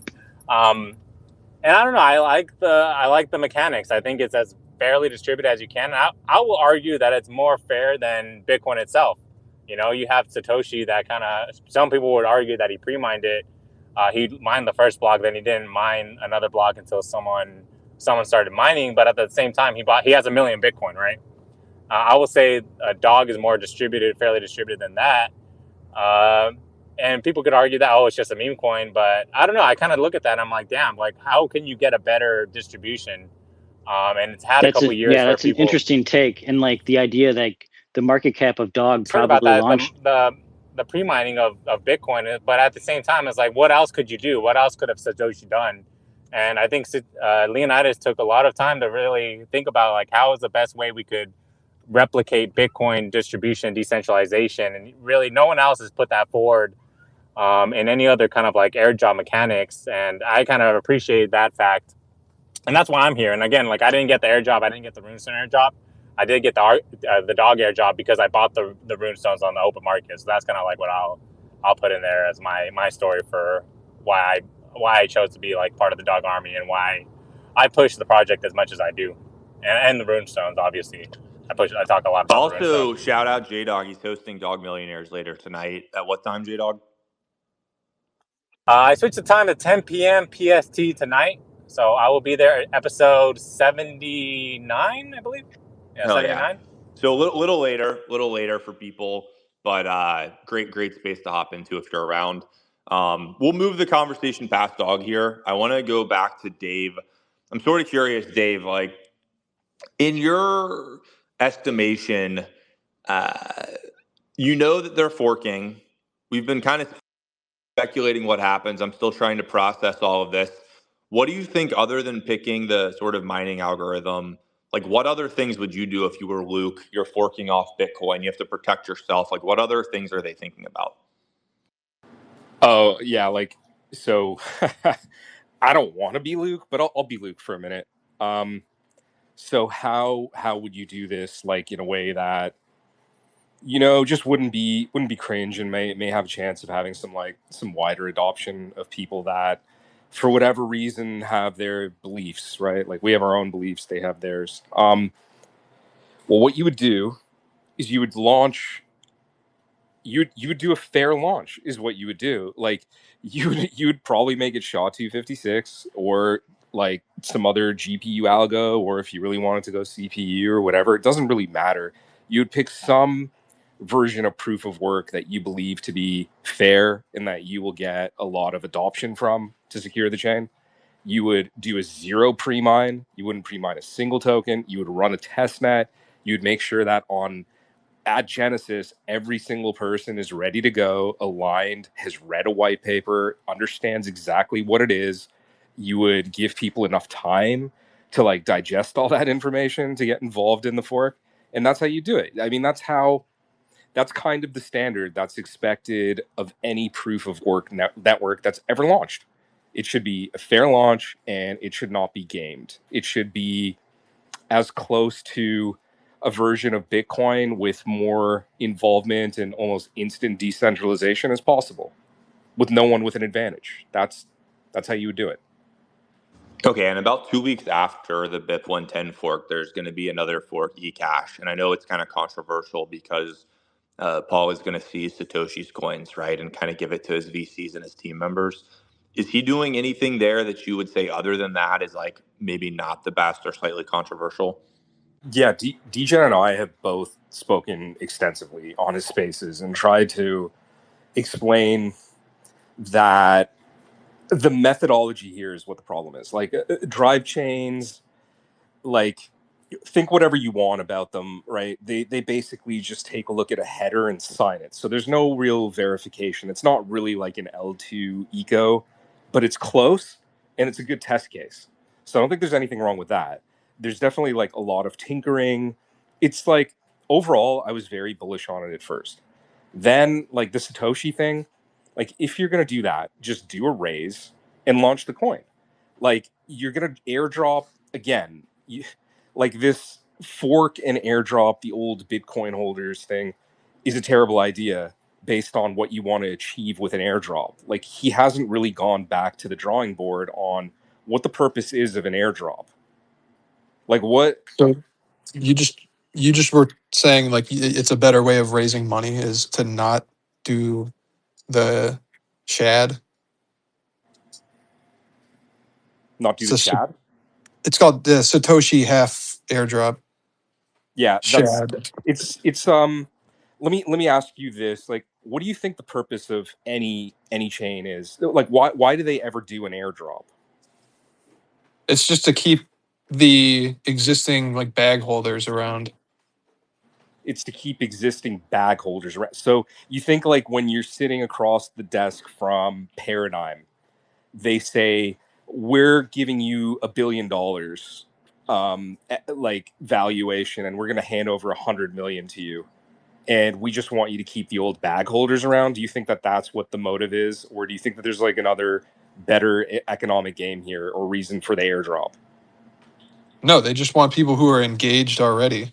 I mean, yeah, I don't think it's like a liquidity thing. You wouldn't. I mean, you're trying to get the network effect. You're trying to get. Well, how do you a lot. bootstrap liquidity on a new blockchain? You need to have some like fundamental like value backing it. So like some like technical improvement or Yeah, some like for a hash chain power. that acts like a pet rock or a savings account, like the purpose of eCash is to have a network of different drive chains that extend the usability, right, of like the Right. Bitcoin model. So like you could like what he has in the client, which I've downloaded and used, and like albeit the UI is shit, but the ideas there are great, right? And if they're refined further, they could be good. Like he has a prediction market, there's like a perps market, there's like those like DeFi, borrowing and lending, like I don't think those are it's the quite a, avenues they're a going down, perps. right? Yeah, All right. I don't think it's So quite a perps market, but it's like it's a decentral, it's a a DEX of forward, some call it a sort. forward, like a Yeah. decentralized forward or Yeah. whatever. All right. Like whatever. It's close enough. Like you get the point that I'm making is like Yeah. Yeah. those products are not really pet rock bag holder. It's not like I need a bunch of ancient whales who have absolutely no incentive, like they don't want to participate or use this at all, and like I'm going to make Well, them the lion's share beneficiary. why do you think Bitcoin Cash has any value now? Like, for example. Okay, like when you take a look at the mempool being at 0, and then you go over and you look at Solana or Ethereum, like those are the people that you want to onboard. Like Well, you not want to onboard necessarily. people. Because Well, yeah, necessarily based no, on they're all the data we have available. which is more valuable is like the people who are invested Look, as much if as people have in Bitcoin, or the people who are just like paying enough in fees to like do their decks. Like, I mean, it's there. You okay, want the if the world fees. look, if the world view was the one that you were expressing right now, Yeah. the industry, the entire VC industry, and the way that all chains are bootstrapped would not be a thing. The thing is that it is a thing. That is the way that they do things, and it has been profitable. Where all of them have been able to return the fund despite hemorrhaging What do they money do? by way of an airdrop. What do So they do? the reason that they're doing a lot of these airdrops is because initial bootstrapping of liquidity on a chain that actually has utility and real applications is a very difficult thing to do. No one wants to use a new wallet. Getting people to even use a new wallet is nearly impossible, let alone getting them to use a new wallet and bridge over their funds and trust it. You have no choice but to basically airdrop some of these people and have great applications to absorb some of that liquidity, for it to circulate, for it to have some velocity to it. But isn't that just a better argument for if you have an existing whale to have them onboarded over? No. Someone who hasn't moved their Bitcoin since 2010 is not an active participant. They are the opposite of what anyone would consider an active participant, or someone who's useful to a network that's going to have a prediction market. Here's a good example. How many VCs do you know that have airdropped to the Bitcoin holders? I mean, I think that they're just going for like No, easy like, okay, liquidity in the like start. Celestia raised at $1 billion valuation. How many of those tokens, like of the 50% supply that was airdropped to the community, how many of those were airdropped to Bitcoin holders? Or Aztec, that was another like what, $250 million raise. Like the reason they're not doing that is because the logic that you're expressing does not work.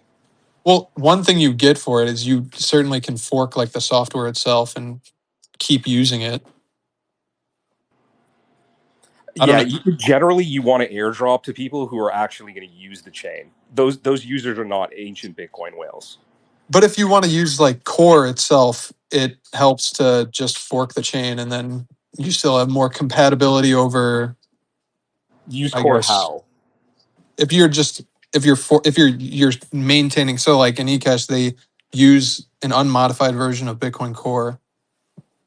It would be Okay, possible so to do that if you had a different UTXO set, but it, you're yeah, I not guess it using would be core, you're using it, possible. you're using an app that makes revenue. Like they pay rent. That's the idea behind each drive chain, right? They need to be revenue positive in order for Yeah, them to even be part of the active set. So by default, it's a requisite for you to have activity on your chain. So you're gonna airdrop to people to use core. Like, I mean, maybe for like some node adoption or something, if you airdrop to people who are running nodes, but but I I get I don't even know I if get any of your those point. ancient whales are running a node. I get your point, but I just still don't know your answer to why Bitcoin Cash has any value, because like it essentially was only an airdrop, and that's like all it was. Well, dude, Bitcoin Cash was trying to be Bitcoin. It's very Okay. different when you're doing what eCash is doing, which is just starting a new blockchain. The Bitcoin Cash people actually wanted to fork the Bitcoin network, right? But Like it's a clear now. true fork, and they came very close. Like, look at the market caps of Okay. Bcash and Bitcoin at Do one you point want in to go time. through? You want to go through the cemetery of Bitcoin forks and unsuccessful Bitcoin forks, or you want to cherry pick like There's Bitcoin Cash as being the one example of another non-utility based token? They don't have a perps market over there that they have to generate revenue in order to keep operating a drive chain, right? Like, I know and it's there's a graveyard of it's Bitcoin forks. Do you know how many of them there are?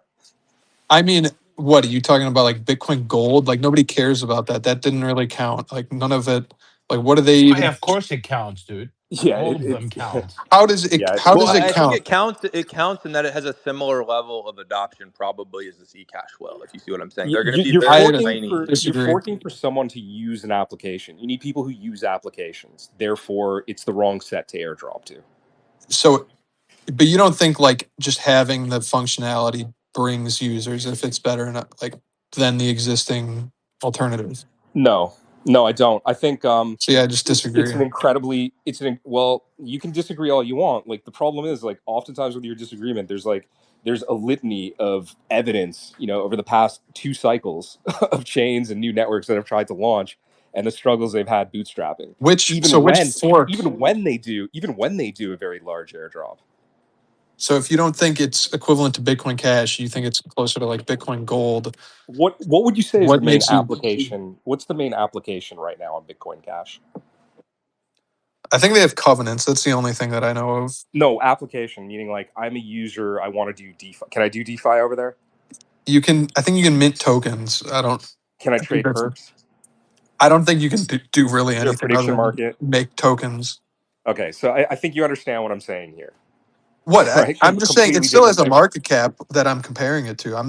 That's the whole point. Is that yes, it does Type nothing. shit. Type It's shit. still. Hang on. This Bitcoin Gold was a $5 billion market cap. I mean, to act like what we should be doing is not even comparing eCash to Bitcoin Gold. Like Bitcoin Gold is going to achieve levels of success significantly higher than eCash is even going to.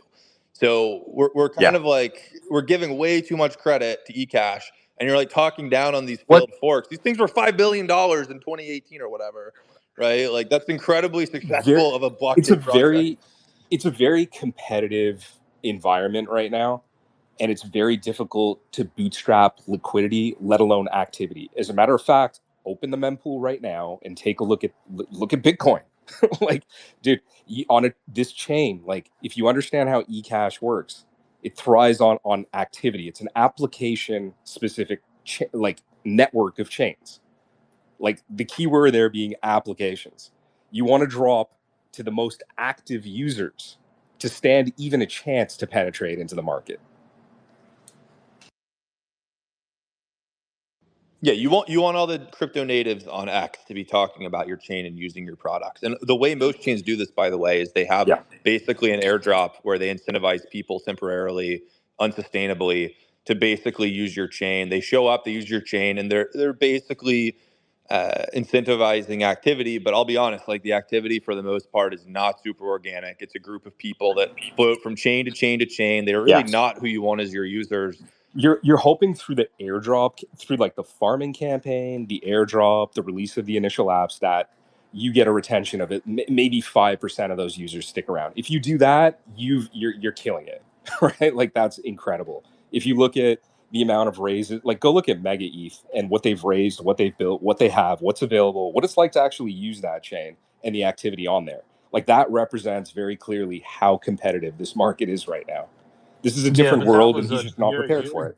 that one's a dead on arrival, bro. Like Mega had But nothing. but Like the they point actually David's didn't making launch is the token. okay, if it was dead on arrival, Okay, well, think about all the shit they did, and they were still dead on arrival. bro. Like Yeah, yeah, it Like, was the yo, amount crazy. of But they prep look at the didn't work, launch a meme token magnitude of the Circle, either. and doing airdrop, all this size stuff. of raise, hundreds of applications, tons of NFT projects, some that hit like almost an ETH floor that were super liquid, like infinite amounts of fucking launch pads, prediction markets, DeFi, like, dude, you name it. And even then, it was hard for them to survive. Monad did slightly better. Like, dude, it is a extreme, like, I cannot emphasize this enough. Right now, to launch a network of any sort is a really, really difficult thing to do. I still think the vertical, like if I'm I launching mean, a chain, I'm going full degen. I don't want you doing any of your RWA crap. I don't want you doing any of your fancy lending. All I want is a giant fucking pump fun launch pad chain. I think that chain Fair. probably has a lot more interest than this group of people who like kind of like fake pretends like they're putting up with So the what is it? meme coin people, when really the meme coin people are the only people who are going to use your chain until it becomes like very large. So what does he do in his infinite wisdom? He drops to people that want to have a pet rock and never use a chain, right? 90% of it. And then he takes Satoshi's coins away, right? And gives them to a fucking VC for a measly raise, which is not anywhere nearly enough for him to stand a chance at making this thing competitive. And then what? On top of all that, he supports some Solana shitcoin where he gives like literally the most active people in the space a measly what, like $5,000 at if it has like $1 billion val worth of the token, if they hold the token until the day it launches or something.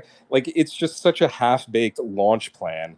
Like it's just not production ready. Look at any other production ready launch that we've had this past cycle, ones that even fucking failed. And take a look at their apps versus what it looks like when you're operating in his clunky ass node.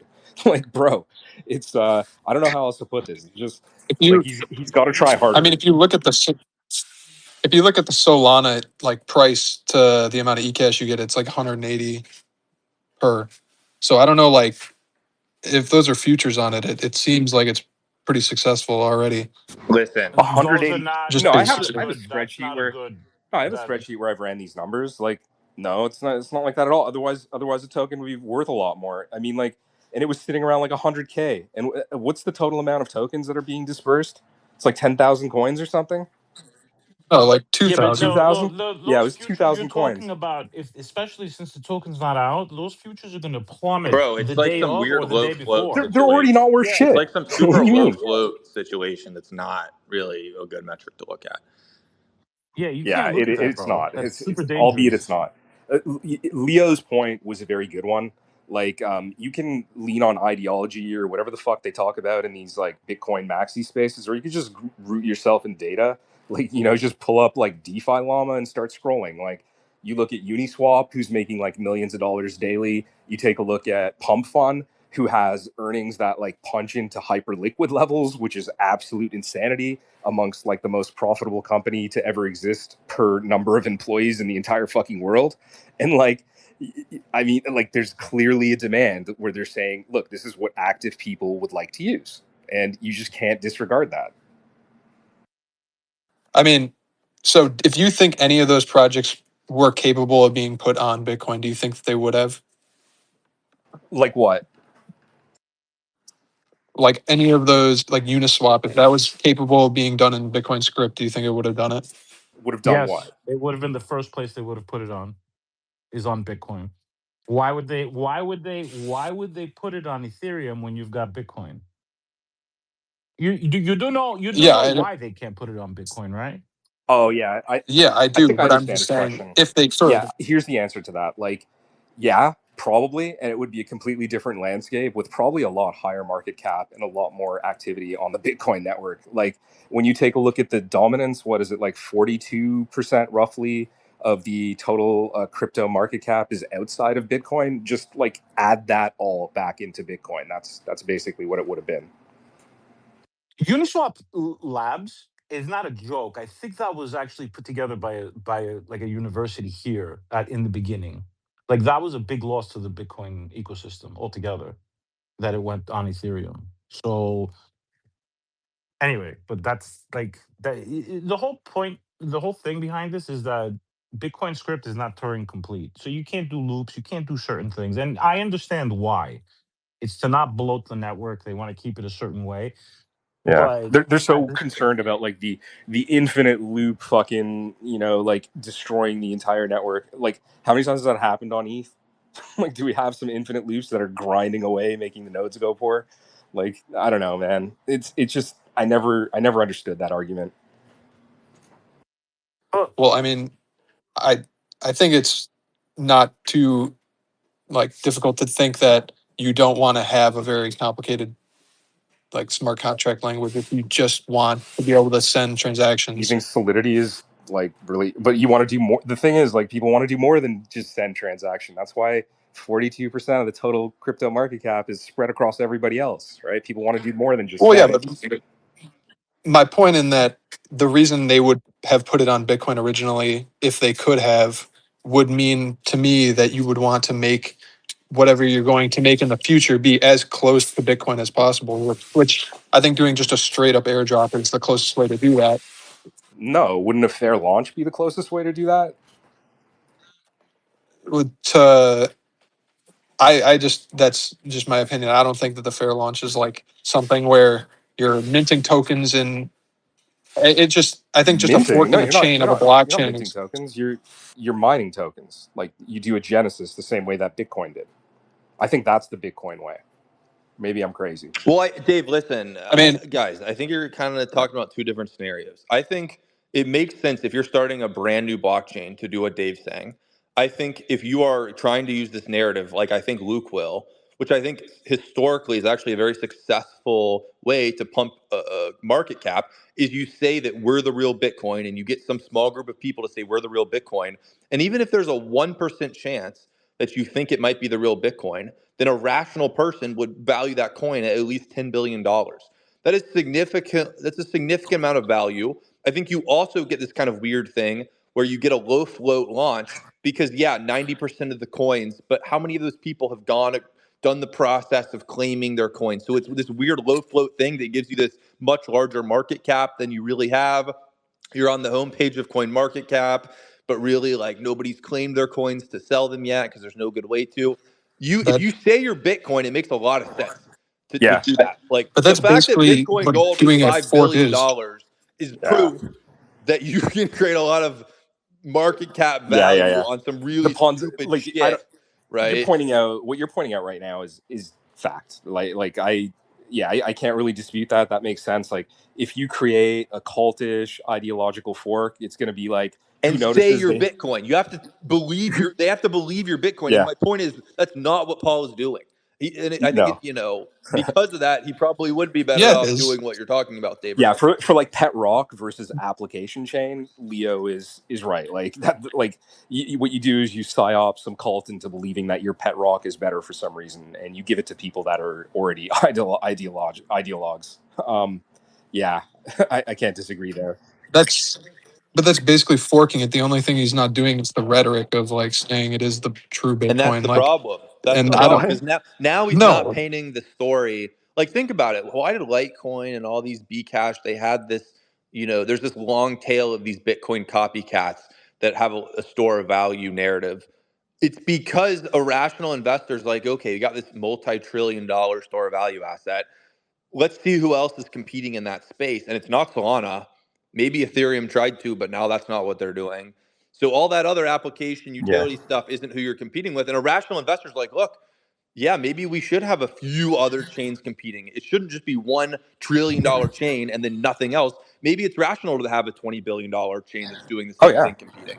So Oh that, yeah. You're talking yeah. about like what you're talking about is like I guess here's the best way to summarize it, right? What you're talking about is like an application or a progression based like new network launch with utilities like and actual apps versus the other one. And the other one is more like clone pet rock, import ideology. It's really just a fucking Which is meme the coin. easy option, by the way. It's way Like easier. that's the Way, way way easier easier. option.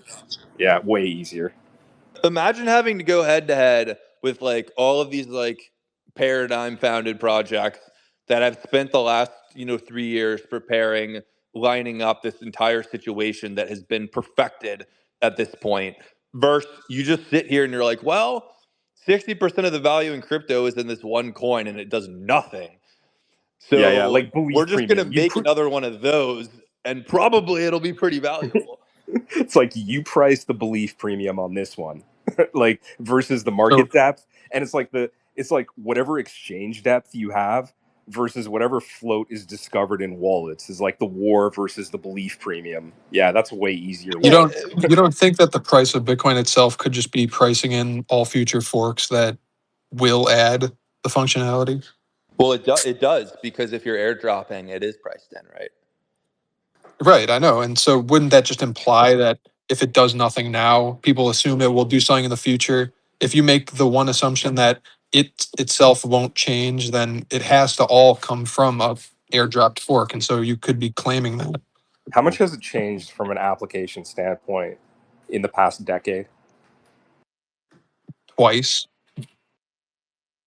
Well, What's the decade. new I killer mean, app? 2016, like 3 times actually.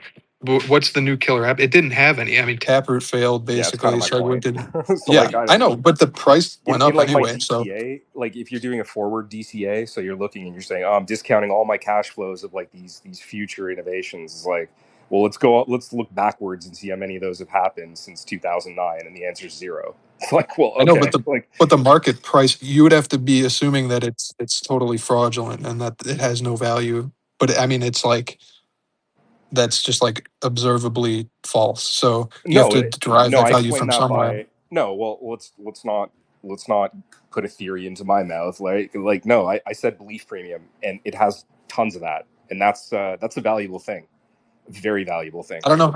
I don't think you can make a distinction because it's ultimately valued based on how much it's used, not on No, it has some an electric belief. floor. It has an electric, in my mind's eye, it has an electric floor, and everything above the electric floor is pure belief premium. And in today's world, belief premium is a very valuable thing. That's why the dollar is able to I mean, maintain whatever Think value it about still has. Bitcoin, dude. Like, Bitcoin doesn't literally do anything. Like, it really doesn't do anything. These guys, the devs haven't done shit.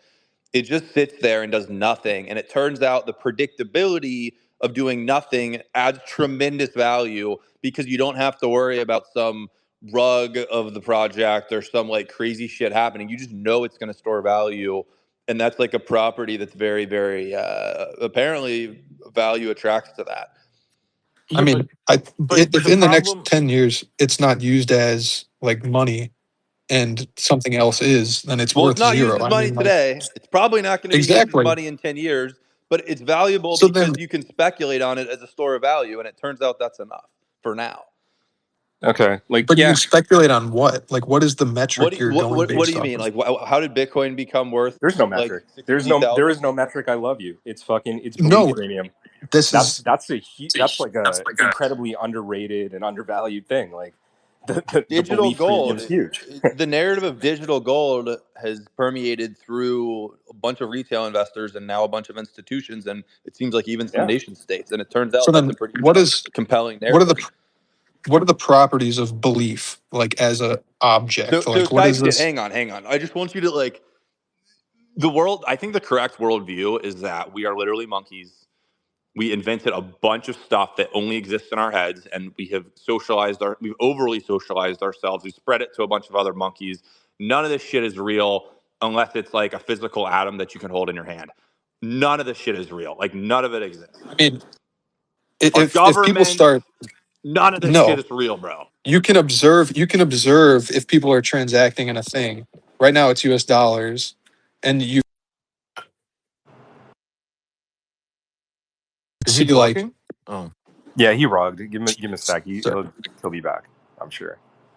yeah, but you can basically tell whether or not something is being used, like just in your daily life. Like How? that is like You know, when so it how. comes to there's a currency, problem with your.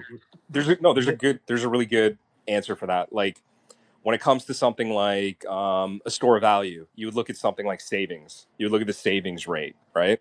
When it comes to a revenue producing asset, you can look at two things. You look at like what's the cost of making it and what's the future revenue stream, and you discount accordingly.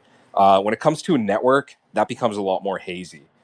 Trying to figure out the value of the internet, for example, is not so easy to do. And then also trying to figure out the value of the applications that lie on top of that level is also more difficult.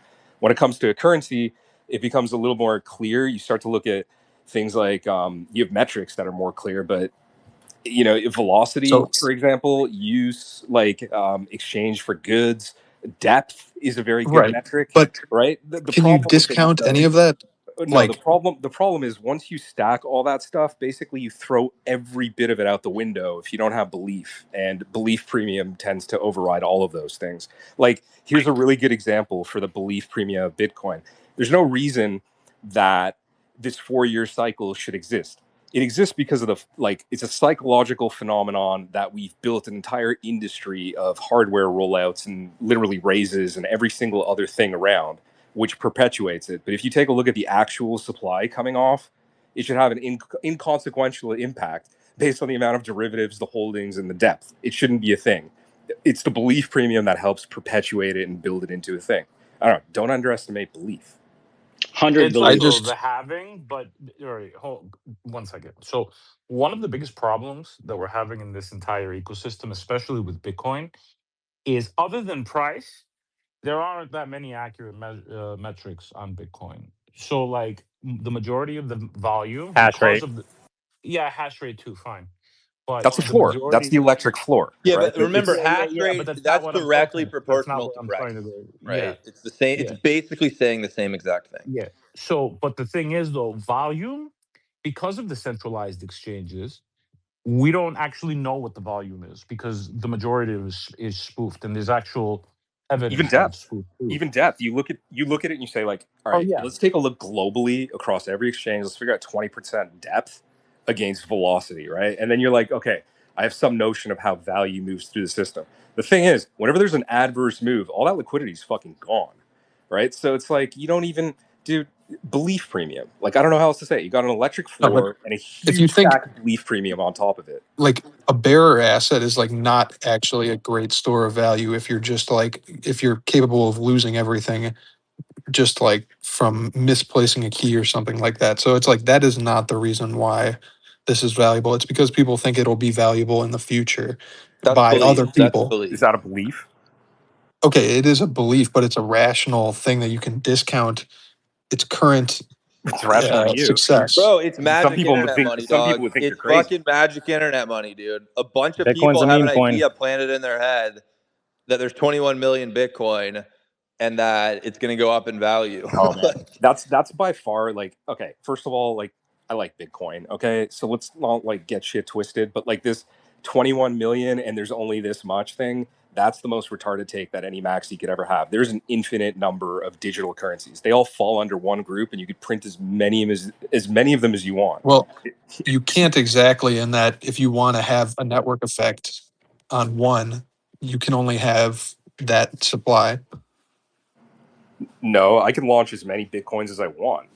Yeah, but if everybody's not using yours, then it doesn't really matter. Well, then neither does the scarcity. No, it If does there's an because it's infinite scarce. supply, and if you go to crypto world and there's an infinite supply of digital currency, it doesn't matter which one it is. The scarcity argument is retarded. There's scarcity in No, one and not the other. They're all digital currencies. They're all substitutes for a It's dollar. not a if you store of assume value; it's a store of belief. It is. no, It if you is. see And if you assume I can't be dissuaded from that. Not convincingly by anyone yet.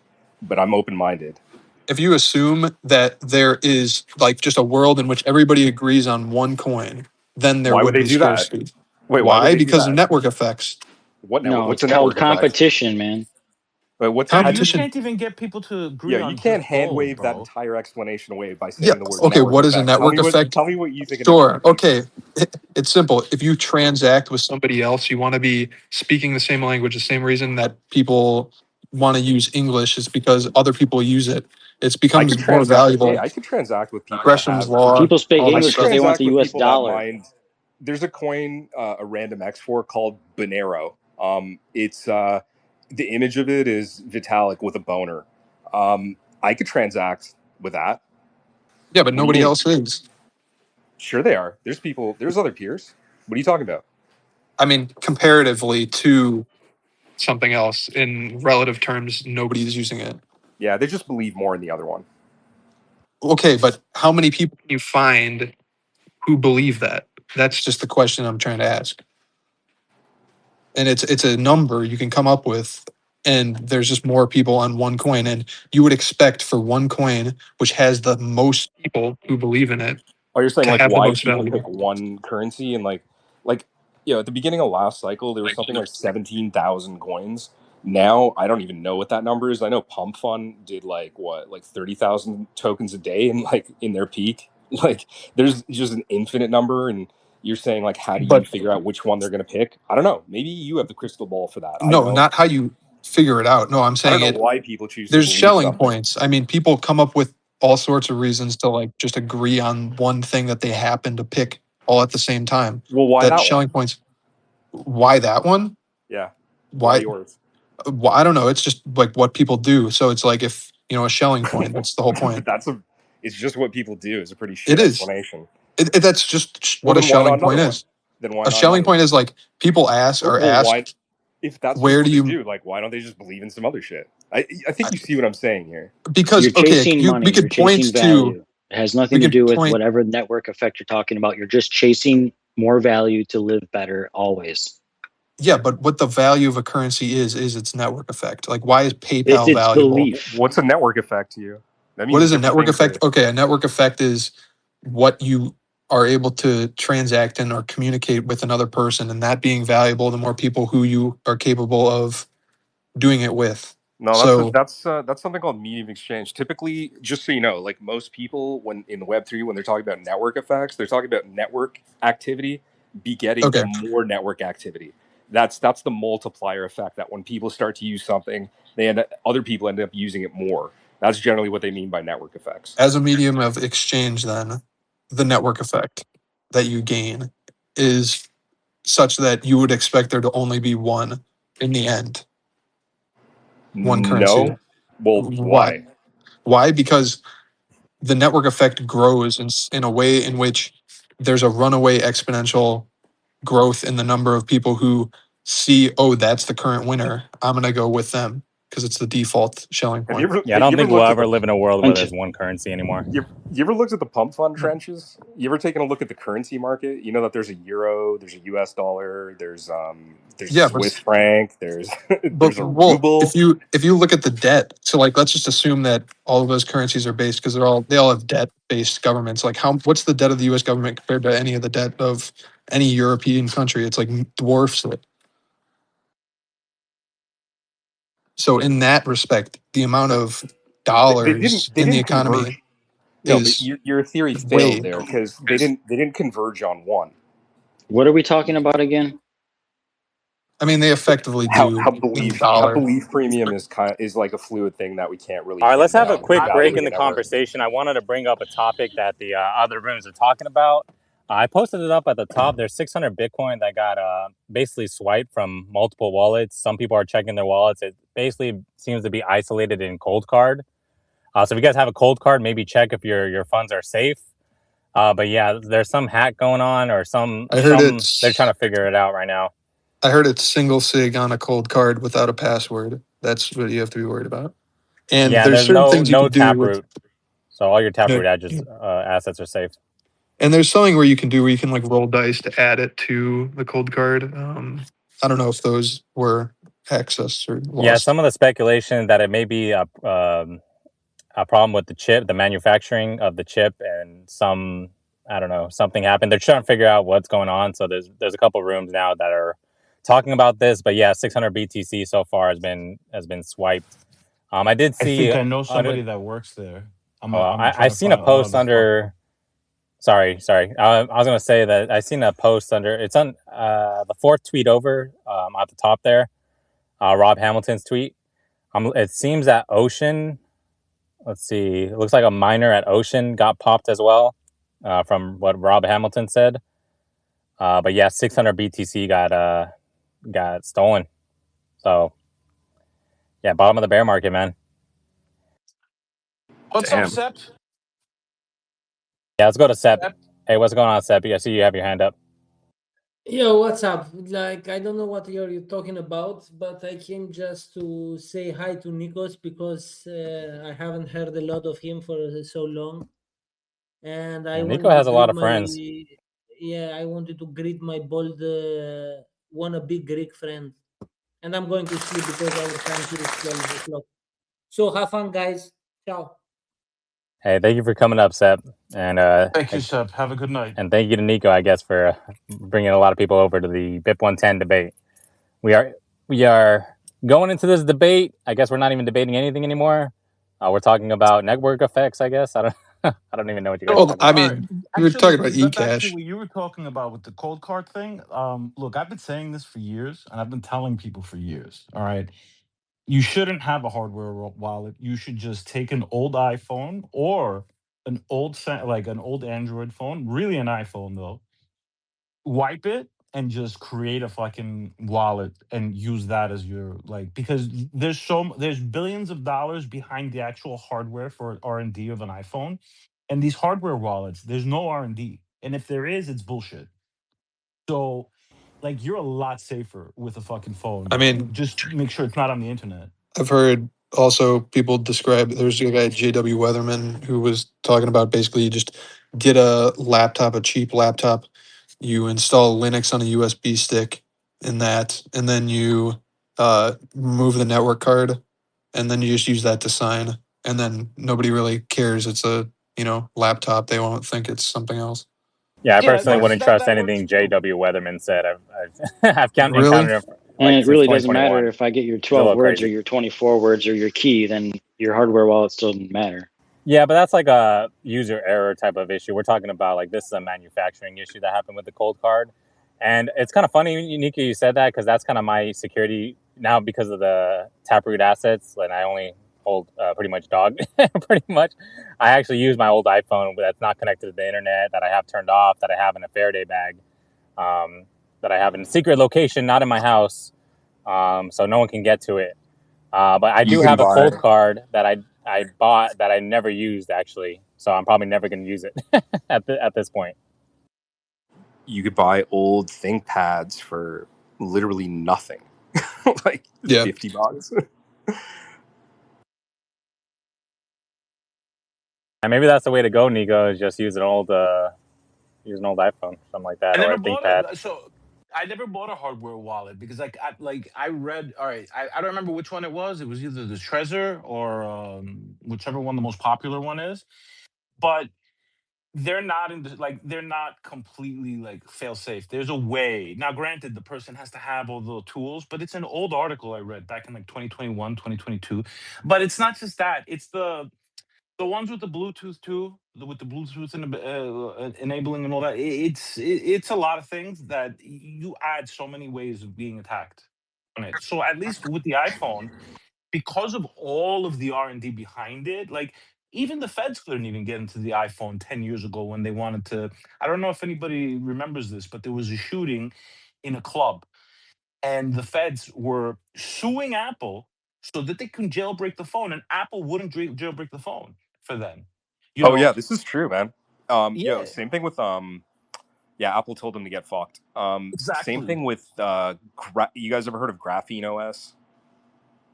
Yeah. Yes, that's a new OS. Yeah, yeah. Yeah, so like Graphene OS also has like a plausible deniability thing where you put in some different pin and it just entirely wipes the phone if you need to. However, there's a catch to that. They just threw a guy into jail, I think, 2 days ago for doing that. So to be careful, like what tech stack or what like evasion protocol you follow. Dave, wasn't there some dude who was like sitting in jail with like the 12 seed phrase words in his head and he refused to give them to the authorities and he's just like they kept him in jail? I feel like there was a story like that a while back. There's all sorts of this weird stuff. Yeah, and then he went for it after they let him out, and he went back to jail. It's kind of like Yes, sovereignty I meets know this authority, story. you know? It's hilarious. It's like in a democracy, like how do you compel someone to do something? I mean, the most you can do is like basically lock them away. It's definitely interesting. Oh yeah, that's like the dark part of the belief premia. I'm not circling back to that, by the way, but like the entire army and violence backing No, that's the something obvious. usually has That's a the big obvious part of it. reason. Like, if you have the biggest military in the world, you have the world reserve currency currently. Like, that's obviously how that works. Because basically, if you can go like knock the hell out of some other country, and then their currency collapses, then like that's not a very good currency. So Yeah, you're like you're in a cage. You happen to be in there with Conor McGregor, and he's saying 1+1 = 3. Like you can know it's 2 all you fucking want. It's 3 no, I that mean, day. dude, I mean, listen, I violence think is what enforces. I mean, listen, like people hate police and people like hate the military and stuff, but like these are the people that like keep us like not doing crazy anarchic shit to each other. Like if there isn't a threat of some dude showing up at your house and stopping you, like people would be terrible. Like anarchy is a very dangerous state, and there's like a balance. There's like an equilibrium that we have as a civilization, I mean, Anarchy, and that the violence theory goes. of is what holds it anarchy and what together. you're talking about is more like chaos, Leonidas. Anarchy is more of like less centralized organization, control factors, and like pure anarchy. But like you're talking more chaos. If you like, it goes both ways though. Like if you look at like Hume and like his like rights of man and all this stuff, like it's like you have a right to like breathe and stuff like this. It's not like it gives you a whole lot of freedoms, like just from the state side that is distinct from anarchy. So it's like definitely the middle ground is something where it's so different from the extremes that I don't even think you can compare them at all. St. Bartholomew's Day massacre, where the Catholics killed the Protestants. They just want a pogrom. Kids, pregnant women. I That's won't take good. this slander against the Catholic Church. What is this? Well, it's the Frenchies, so Dave Toshi type I want to people. hang on. I want to bring it back to the cold card thing. I've always thought that like a very significant attack vector from anybody who's decently sophisticated is like build a hardware wallet yourself. So maybe the scam the thing is you build the company, you build the product yourself. You could build a software wallet. You could also run a middleman business that basically, buys a bunch of ledgers or these things, hack them, and then you sell them as a reseller on Amazon or something like this. I've always thought like this is like it's like you don't have to individually hack into each person's shit. It's just like if you sell them the thing and they put their Bitcoin in it, that's probably a way to make a ton of money, right? So like obviously it's illegal and horrible to do this. Oh, dude, But my it's point is, like, terrifying. do we know where these coin card people bought their wallets from? Because if you didn't buy it from the official company's website, I mean, to me, that's like you're They would have like you lost probably it. are better off holding it in Coinbase, honestly, if you're not buying Yeah, from an official seller. Like they would people have give lost it out, a they're while like, "Oh, ago. we're shipping you a free ledger. 100 free ledgers are sent from our intern." Like, why would I put $1 million into a device that anybody could have tampered with? There's like not a great chain of custody. You know what I'm saying, right? So I wonder where these cold cards were purchased from. I think that's the first thing I would look into. That's like the worst. Well, let's Like assume they were supply. from the manufacturer. The thing that's interesting is that a lot of the Bitcoiners tout like the cold card as the gold standard because it's air gapped. So this is it's interesting that it's only specifically the cold card that actually Well, got so hit. hang on. So Somehow people are accessing the private key. Is there in theory some sort of attack like how all the gift cards have been cracked? They figure out the algorithm that generates essentially the private key on a gift card, and that's been cracked, and people can just crack these gift cards now. Is that in theory what's happening? But like, I I don't know thought what the else you. algorithm was the same for generating the keys, bro. Well, I don't know. Somebody somehow, it sounds like, figured out how to determine a private key on these things. So I'm trying to figure out how that is. I think the algorithm has to be the same for anything that's depending on the blockchain, because then you'll end up with like similar keys, I think. yeah, everybody would be getting hacked. So I Yeah. think the thing that Brian was saying, which I think probably is the most likely, is that it was a manufacturing of the chip, and that was compromised. Wow. That's I'm crazy. asking I'm asking my friend right now because I have a Nobody friend that knows works though. there. Nobody has I enough mean, do you information realize how much to just Bitcoin is on know. cold cards? If every cold card is compromised, that's like a massive incident. It seems like the older cold cards from what I've seen so far. So maybe they were using a different manufacturer at the time. I don't know. Well, how They many just waited people for have this time. individually come out and explained their situation, or is this all just on-chain analysis? I believe It it's seems on-chain like Joe analysis. Polisari actually lost a million satoshis. And Supposedly, did he that's what he was saying. explain his situation, like when he bought his cold card, who he bought it from, what he did with it exactly? Did he explain that? I forget which one, but it was an older one. I can't remember the exact model. And, Yeah, and did he I don't do know. anything with it, like abnormal? He Who? said he didn't send anything. It was like a smaller wallet that he had. So he's not really too worried about it. But yeah, I mean, Yeah, I'm still. I don't. I don't have all the information on it personally. When you get a cold, so hang on. When you get a cold card, am I correct? They don't have screens on them. How do you see your private key? No, they look like fucking. I don't know. They look like little credit They look cards, like Game bro. Boys, kind of. Oh yeah, Are these something the like that. little things that Casey's obsessed with? The SAT card? Oh, maybe. He likes this really tiny thing that's like it looks like a USB stick or something. What, an Let me open hang on. dime? Give me a sec. No, those are different. Can actually be used. I think you're talking the YubiKeys. You were talking about YubiKeys, Leonidas? No. This is a Bitcoin wallet that's like Oh. very cheap and that Casey gives out to people, and it has Yeah, like ordinals open on it. dime. Okay, Open Dime. Open Oh, Dime. that's different. Okay, Yeah, that's different. All right. but same company. Same company. Those are the little black cards. Is that what the open dime ones with the ordinal logo on Oh, it? they're not cards. They're like USBs. Oh, then I'm thinking of something else. That's like the SAT cards that he likes too. No, that's a different company. Right, but he likes. Actually, maybe it might be Coinkite. Actually, cold cards have screens. I don't know when they put these screens on because I remember the old one. I don't even. This one looks like a fucking BlackBerry too. That's the funny thing. No, I'm But looking at it now. It does look like a calculator, basically. yeah, So interesting. Very they used interesting. to have them. They didn't really have much of a screen. They used to look like a little card, and that's it. You used to be able to put it in your wallet, and Well, that's hang it. on. What's the name of the company and who's the CEO of this cold card company? I don't know. It's cold card, but I don't know who the Coinkite. CEO is. Coinkite. Coinkite. All right, and do they have a Twitter account? Yeah, they should look up NVK too. He's the founder. All right, let's see what we got here. Yeah, they haven't tweeted about it. Interesting. Not to change subject too much, but has anybody seen MoonPay said they're re-enabling that airdrop today? And I I found was out just gonna ask. you Did it? connect Somebody got you $2. connect your Twitter account, and like usually when that's the case, I get a decent little bag.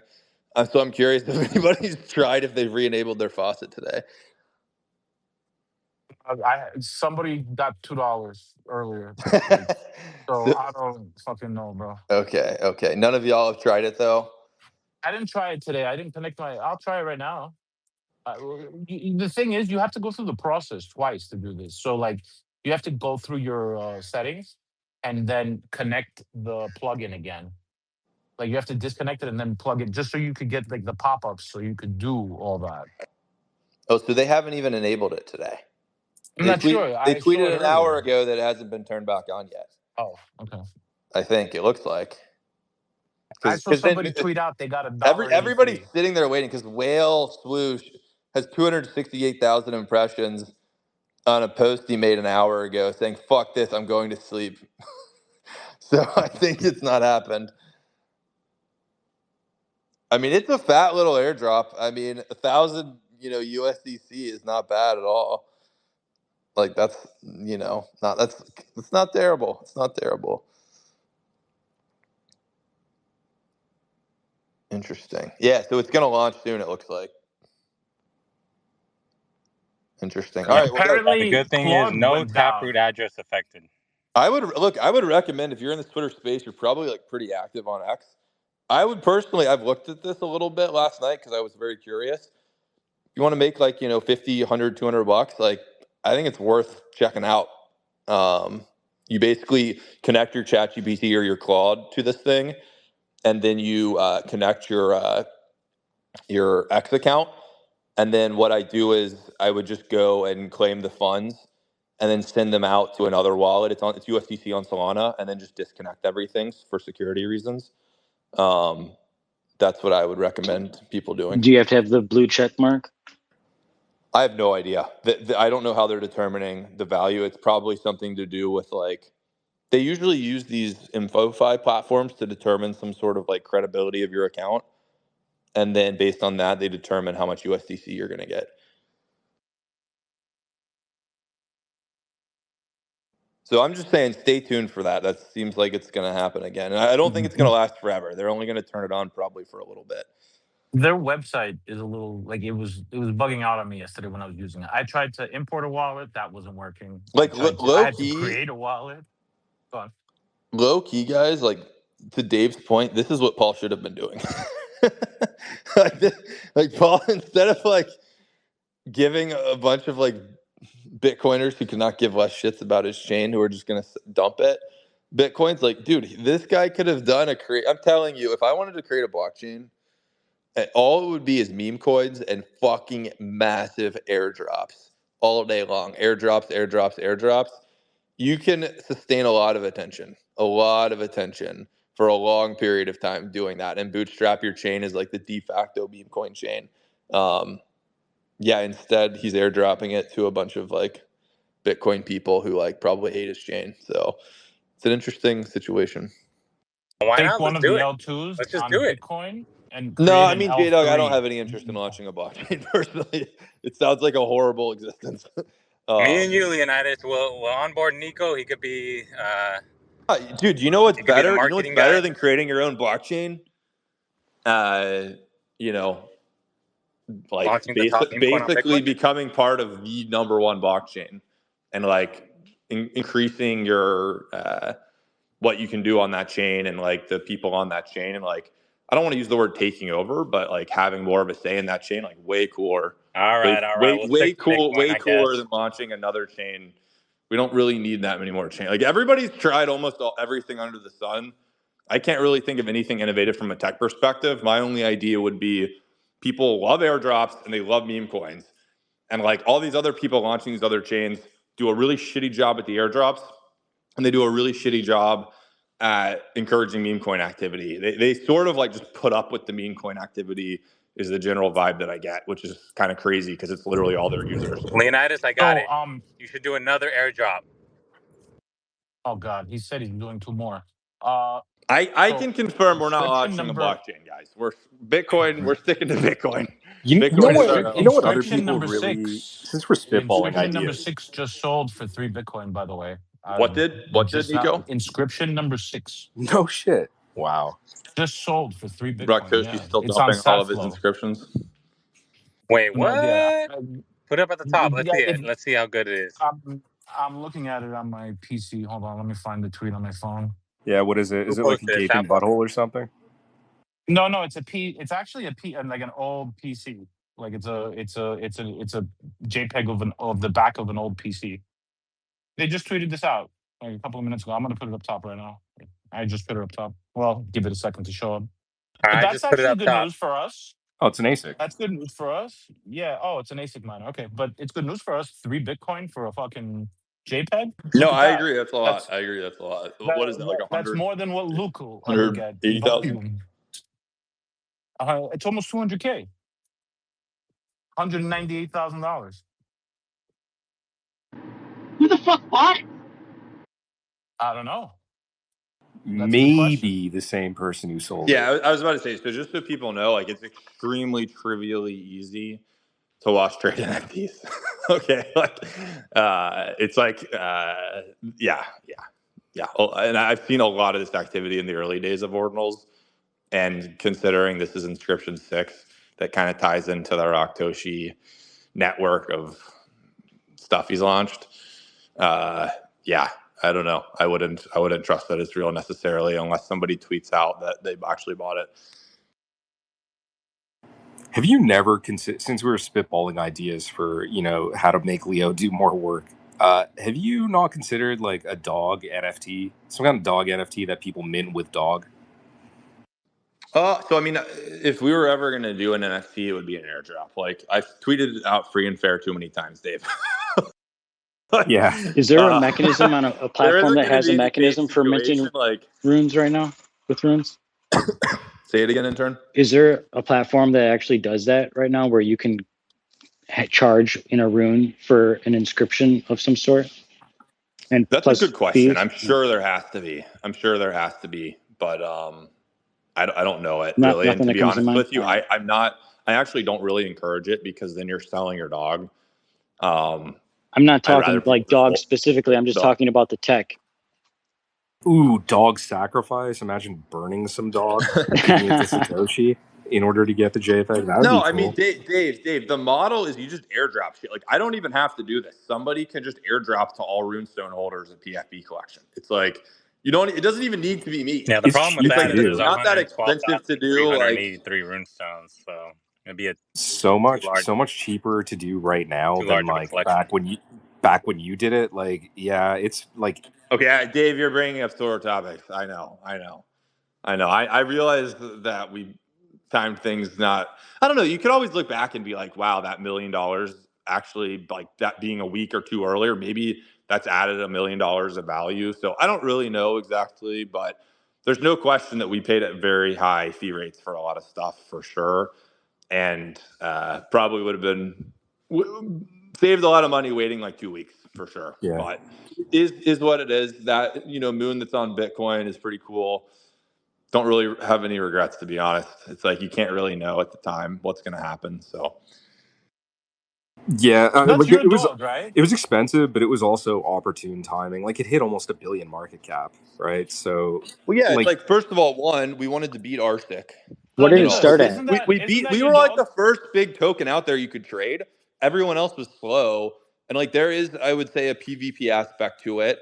And by being out there, like we went straight to 970 in like a month, right? Like it was pretty crazy. And then like 7 months later, we went to the billion, which is effectively very similar. So I think the timing mattered a lot in that first month. What did it Leonidas, start isn't at? that your dog? Like, isn't that your Well, so it dog? started. Runestone was free, so there was literally no price, and Right, Runestone but traded at the market Runestone traded at decided it. 30 million. Say it again. Yeah, the market. What did the market decide when it started trading? What was it at? So I would argue that Dog and Runestone are one and the same because they're directly proportional to the airdrop you got, and you can think of Runestone as holding 889,806 Dog inside of it. So the Runestone, which is effectively the same as the Dog airdrop, started out at about 20, 30 million when it hit the market when the airdrop happened. Tons of FUD. People are like, this model doesn't work. If you airdrop, instead of going to whales, you just do one per person or whatever. Then it's just a bunch of poor people that are going to instantly sell. It's going to show everyone what not to do, right? Like all this FUD, and people are like selling, blah, blah, blah. And then we kind of hit like 100 million and cleared all that shit out, and the FUD stopped. And then we ran in under a month, we ran from that 30 or 40, whatever million. We ran to like 800 some million. We flipped Bored Apes. We became the #2 NFT collection in the world. And then like a month later, the Dog airdrop happens, which, is effectively just extra value. And Dog ran to 970 a month after that. So it was a pretty crazy What like did Dog 2 month open period up of at? Dog opened up at like around 200, I want to say, Okay, 300, something like It was that. like Yeah. it's around wild. 300, Like 400 million. when you in think like about an era the of like initial liquidity of Bitcoin, like Dog had more initial liquidity than the chain that it's been birthed on. So oh that's yeah, pretty cool. more than a lot of like even network launches. Like it was pretty impressive. Most like airdrops are in fact down only. This is like a good testament to what happens when you airdrop to people who are active and who care about something. And the belief structure behind it. Well, yeah. So hang on. I think like the biggest thing is people didn't know they were getting the airdrop. I think it is cancer when you have these farmer people who it's the same group of people that sit on these spaces all day, and every week they're talking about a new blockchain and a new kind of thing. And it's like these people are the worst. Like they're worse than having no one holding your coin. It's like it's just like it's such a bad group of people because they don't care about your product. They don't care about the coin. They're just purely trading. And yeah, maybe they provide some liquidity, but they're going to leave. And then you have a bunch of people who are really pissed off. I think you're better off trying to be a little bit more organic. And yeah, like Dog was fairly organic in the sense that the people like you basically create an airdrop by circling a group of wallets, right? And we circled a group of wallets of people who, by definition, were a little bit contrarian, a little bit more technical, who decided to make the leap of faith and come from Ethereum or Solana or whatever to Bitcoin and kind of play around with this stuff in the first year when it was much more questionable. And that's the group of people who you start as the base of your community. I thought it was like a really great group of people to kind of start with, versus starting with, Machi Brother and like three whales that have like half the supply, and then a bunch of degens who are like farming. And these people just complain and complain and complain. And they're like 2 weeks, they're on to the next chain. It's like the worst group of people ever. So I think that is really important. I think Uniswap did a good job with that. Hyperliquid did a good job with that, where I feel like they captured a real organic group of people And that's why those tokens did well. So dog just kind of fits into that organic situation versus the fake farming situation. You know The what? cool Like, thing about that, Leonidas, is you reached a bunch of people that were in like not so great places like Brazil and like where they didn't have that much money. So you completely changed their lives, and then people have come up in these rooms and said that, and it really like just made them loyal to the project and to the belief of this of dog and Yeah. Listen, I mean, ultimately the airdrop reached about $10,000 of total value between your runestone and the dog at the peak of both of those at the same time. It was about $10,000. And I mean, in the US, like that's great. Like nobody's complaining about $10,000. But yeah, the people that have like come up on stages and cried, I mean, this is really crazy amounts of money in a lot of places. And I do think that's cool because I think most people that get airdrops, it's proportionate to how much money you already had. You were already willing to degen, $500,000 into some protocol.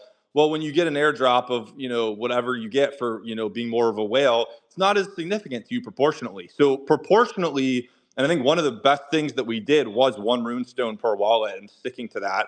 I've never really seen an airdrop that didn't discriminate based on who they thought was the person behind it.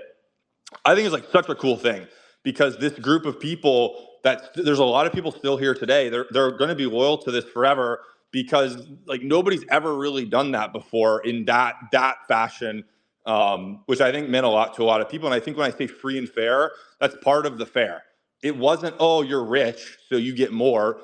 Part of the fair was if we're going to create money out of thin air, we're going to create memes out of thin air, then like let's make this shit fair. Like if you showed up and supported Bitcoin, I don't care if you're an OMB whale or if you were like degening a few things on Ordinal's wallet. It doesn't matter. Like you got a runestone and you got dog, and I think a lot of people appreciated the fairness in that. And specifically, I'm not like a communist or something, right? But specifically in an airdrop, when the idea is let's just create a bunch of value for people who deserve it. I mean, I think it's a perfect time to basically treat everyone more evenly as a human being.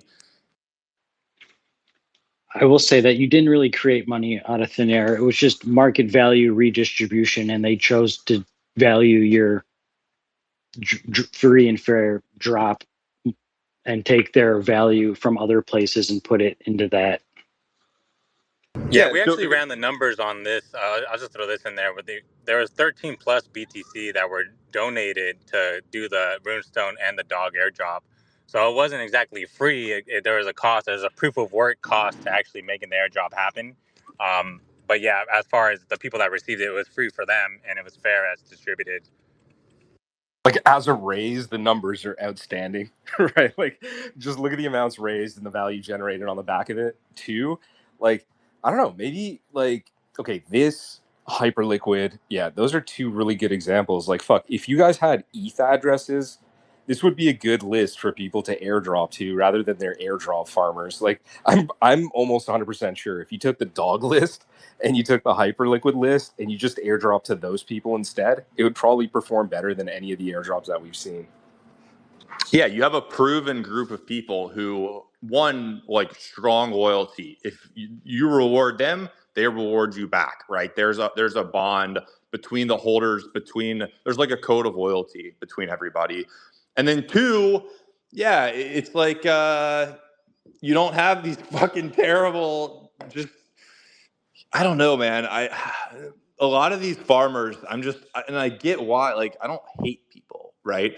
But I would not want my holder base to be this group of people who are just farming a new project every week. And it's like these are not who you want. It's good if you need to like trick VCs or something into like thinking you have a ton of activity. Other than that, I don't really see the point in having these people on your chain. I'd much rather have just an organic amount of usage. Because otherwise, yeah, you end up with a chain where it's a lot of people showed up for like 2 weeks. Like Blast is the perfect example of this, right? Pac-Man was the king of farming, right? I've never seen someone really do it better than him. And it fundamentally doesn't work. It doesn't matter if you're the talk of the town and have tons of exciting apps or something. If like literally 99% of the people on the chain don't care about it and they're literally just farmers, it's going to all evaporate. And you have to build something where there is sort of this long-term community who believes in something greater than just short-term number go up and has a long-time preference and knows how to work for their bags. And the hyperliquid community, the dog army, like, we're going to be here. You can count on we're going to be here, a year from now doing the exact same thing. And like, there's something to be said for that. Because like, I don't care if like the Ansem coin is worth like more than dog or something like this. I'm just telling you, like, a year from now, the probability that that community is still tweeting about that token is, under 3% or something like that in my head. It's just not the case, right? So you have to have some sort of like long-term alignment and community that's going to work together for their bags. And I think the best motivation for me, if I'm working for my bags, is that I want to be working for my bags. I do not want to be working for a bunch of insiders' bags. I do not want to be working for a bunch of people who rigged the distribution and it's not a fair launch's bags. Okay, I want to be working for me and the other people that I'm on X posting with this about. That's what a meme coin should be. I have no issue with utility coins doing other stuff. No issue. Like, you need a bunch of capital to build stuff.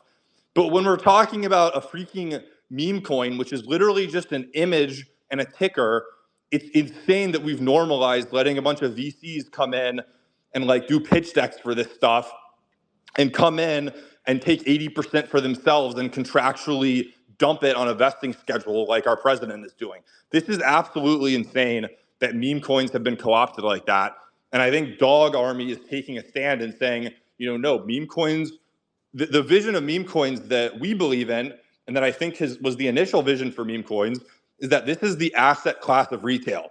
If there is any asset class that is the definition of retail's bottom-up asset class, it is meme coins. Like, we intentionally figured out that if we call it a dog, then for some reason all of the institutional money will not participate, which de facto makes us be the insiders. And then it's our asset class and we own that. And I just totally reject what went down this last cycle with how a lot of the meme coin market went. And I think we could have had a meme coin super cycle. I think we did a really bad job as a meme coin asset class, sort of self-policing. And I think Solana's culture had a lot to do with that. The whole, like, let's laugh that people just lost all their money. I don't think it's that funny. I think meme coins can be an actual asset class that are onboarding people to crypto. They're basically like little versions of Bitcoin, but more fun. And they don't really do anything other than you tweet about them and they go up and down. And that's perfectly fine because that's basically what Bitcoin is. So all of that to say, dog go to the moon and do more airdrops, people. Were you ever approached by VCs to do something like that with Dog? Specifically with Dog? Yeah, to do something. I mean, like Dog was already airdropped by the time Trump a lot of like people started to really pay attention to it. So, not really. There were a lot of people and exchanges who wanted to like partner and like get some percentage of the supply, and they would do something in return. There was definitely a lot of that, but obviously that was against the free and fair ethos, so we didn't do that. It's always a weird scenario, like that whole exchange market maker schema, right? Like, in some of these projects, they just have a few whales that are so up that they're willing to do it. In some cases, they get their own supply. Most of the time, it boils down to like a loan scenario. I guess you've seen like all the different business cases that exchanges can present you, and you basically, I guess you just said no to all of them, right? Like. No, I mean, listen, the really eye-opening experience with all of this to me was how I think the sort of centralized exchange market maker complex is like one of the greatest issues in the markets today, because you basically have at the highest level this sort of like organized like Binance. I don't really think makes their money on the 0.05% fees they take on trades. I actually don't think that's the majority of their revenue. I think they make their money in, the SEC, when they investigated CZ, released this really long PDF document. And they had a, flow chart graph thing in there that showed like a network. It was like the spider web of entities that CZ controls. Two of them were these hedge fund market maker things operating in Binance US, which is why he was initially even getting investigated, because they were basically pointing out, this isn't even a company. It's 100% owned by CZ, and it's like 10 of these companies. And then he owns 90% of Binance, and his wife owns like the other 10%. This is just one fucking guy rinsing our entire industry with this sort of scammy, I'm going to list a meme coin that nobody's ever heard of that's, a $10 million market cap, and it's going to go to billions of dollars. Right. And he totally showed his cards because he took advantage of that. My theory is after all of his legal troubles, that company actually had a hole they were trying to plug, and they plugged the hole through a bunch of this like meme coin listings. I still to this day cannot possibly understand how somebody can make an argument that these meme coins that nobody's ever heard of on Ethereum or Solana got listed that, have very tiny market caps, but they won't list these much larger coins. And I think the reason is because, they're basically getting to be, it's like Binance is effectively launching the coin at that point. Okay. And I believe their hedge funds and market makers are all kind of doing the supply around that initially. And then they tweet it and it goes up, and it's effectively a pump and dump factory, because then the market maker, they don't call it dumping, but like, do you think Binance is holding those coins 3 years later? No. They market make, effectively selling all the coins off that they were able to control with all these entities that, work with Binance, which again, you have to think of Binance as just one person CZ, and all these market makers around it are all also 100% CZ. It's just one giant engine. And I think these are the absolute fucking worst people. And when you have a bunch of exchanges that are sort of like copycats of that model, because that's how you make money in essentially a black box, it's a financial black box. Nobody can see what's going on. The notion that in the most regulated markets in the world, in the US, that we have as much shady shit going on as we do, with the like SEC breathing down everyone's neck and having like a fucking massive compliance team staring at every trader on the floor. The notion that CZ's black box isn't the fucking filthiest, dirtiest, sketchiest pump and dump factory of all time. It's like it's a completely unregulated market with zero transparency. The notion that this guy became like the 13th richest person alive by building a good product is such a joke. It Yeah. is Oh the yeah. entire thing People is are such people a are fucking so joke. they're like I so just got off shocked a that call. What did I miss? people are so shocked that like, oh my god, you could amass that kind of wealth. Yeah, you can when you have a fucking regulatory arbitrage, and you could do all like if you could do that in other markets, we'd have tons of trillionaires. Like what the fuck? Of course. Yeah, it's corrupt as hell, bro. He figured out a way to like get better deals than VCs that were part of the seed in like a lot of these Bro, he makes projects. 9% of every coin that's ever fucking launched. Like, do you understand how great this business model is? Like, every coin created in the past 6 years, he gets like 9% of. This is an incredibly great business model. Because he just he gatekeeps his exchange, right? Oh my god. And like I would argue, if you're getting a similar amount of coins as the people running the project, you're just pseudo launching all these things and then dumping them. That's a huge problem. So I just think the gatekeeping of liquidity is a massive problem. These people, as long as they're able to have all the volume and be such an important piece of the market infrastructure, of course they're going to squeeze every penny out of the listing process as possible. And then, they're going to sit there and tweet out every day, community's number one, community's number one. They literally tweet out, we don't charge listing fees. Like, these are fucking evil human beings, okay? And They're right. I just want to There see, isn't like I want to see it there all isn't a go on. cookie cutter listing fee because like they BD you and see how much they could extract. Like, yeah, there is no listing fee. It's way worse. I really can't think of much of a worse situation to walk into than to join a call with like Binance's like top listings manager. Like this is the sketchiest. This is like the sketchiest business deal you can about ever go down the path of doing. And it's just it's unbelievable what they get away with. And I think people are waking up to it.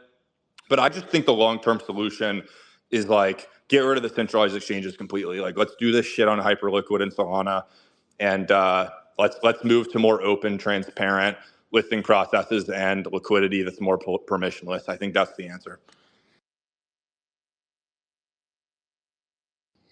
J-Dog, you're back. Yeah, we were talking about free and fair, and then I came back and you were going off about CZ and Binance. I don't know what I missed. Dave triggered me. It's a topic I'm passionate about.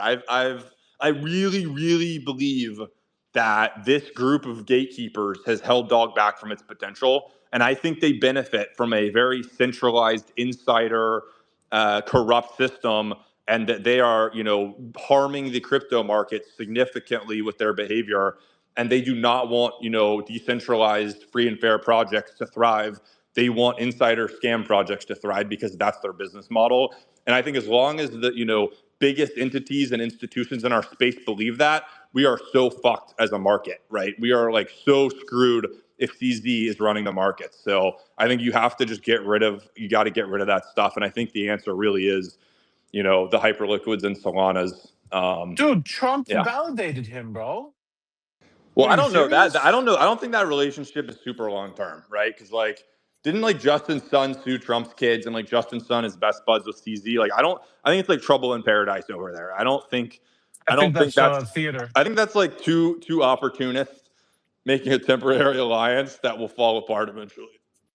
I think it's all political theater. Even the whole Justin Soon lawsuit, he's got the money. He doesn't give a fuck. I think it's all political theater, I mean, bro. CZ's Trump pardon wanted was to. insane, so Dude, insane to me. But CZ's pardon was fucking. All right. He's been saying for years. Okay? How come he only went to jail for 4 months?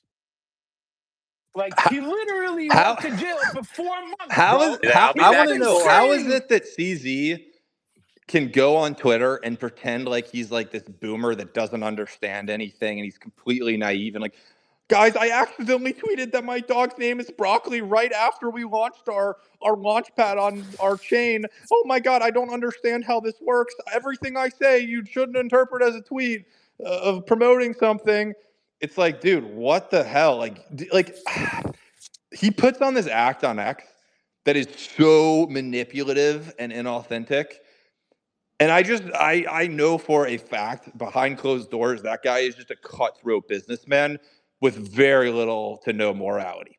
That's the just honest truth of everything. I think broccoli is a dumb name for a dog. I'm gonna be honest. Let's check Broccoli's price, boys. Let's see what we got here. Let's see what CZ's broccoli coin is worth. By the way, what a shit show that was. They had 100 broccolis. Also, I don't think he. So you know that he had to relinquish ownership of Binance. I think his $11 wife million. owns it. Binance spot listing. The full deal, it's worth $11 million, guys. Maybe is that less than Magic Eden? Let's see what Magic Eden's worth.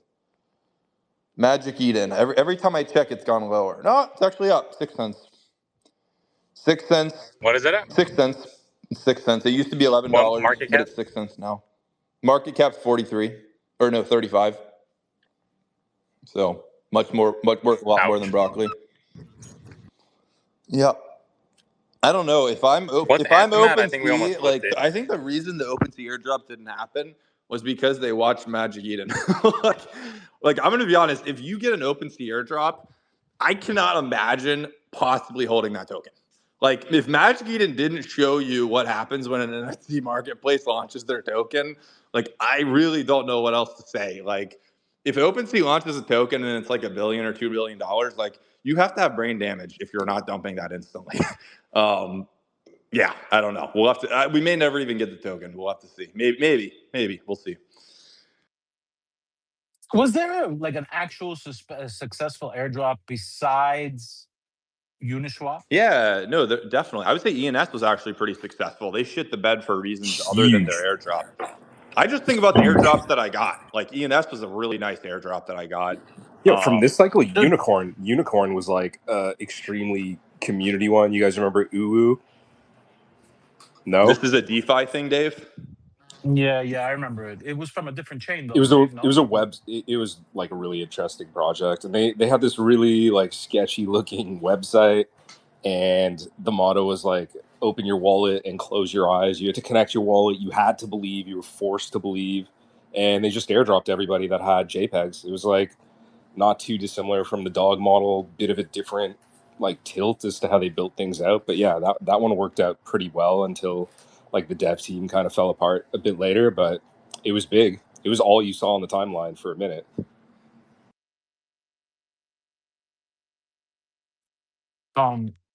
The Yeah, thing, there's a the reason unicorn why in the I stage. asked There, is look, because look down. You see the but purple unicorn? There you go. There's a unicorn PFP in the on the stage. so so the reason why I asked is because the Uniswap airdrop went from $300 to, I think if you held it long enough, to about $16,000. That's a super fucking what do you call it? Successful airdrop. You're talking about the Uniswap airdrop? Well, no, Yeah, I bro. It think it went was from like, different for every person. So like some I people think made way more everybody than that. equally got. Yeah, all right, but everybody equally when they got it dropped, everybody got $300. But it went, but if you held that $300 airdrop, it went to like 16 or $20,000, something like that. That's what I'm talking about.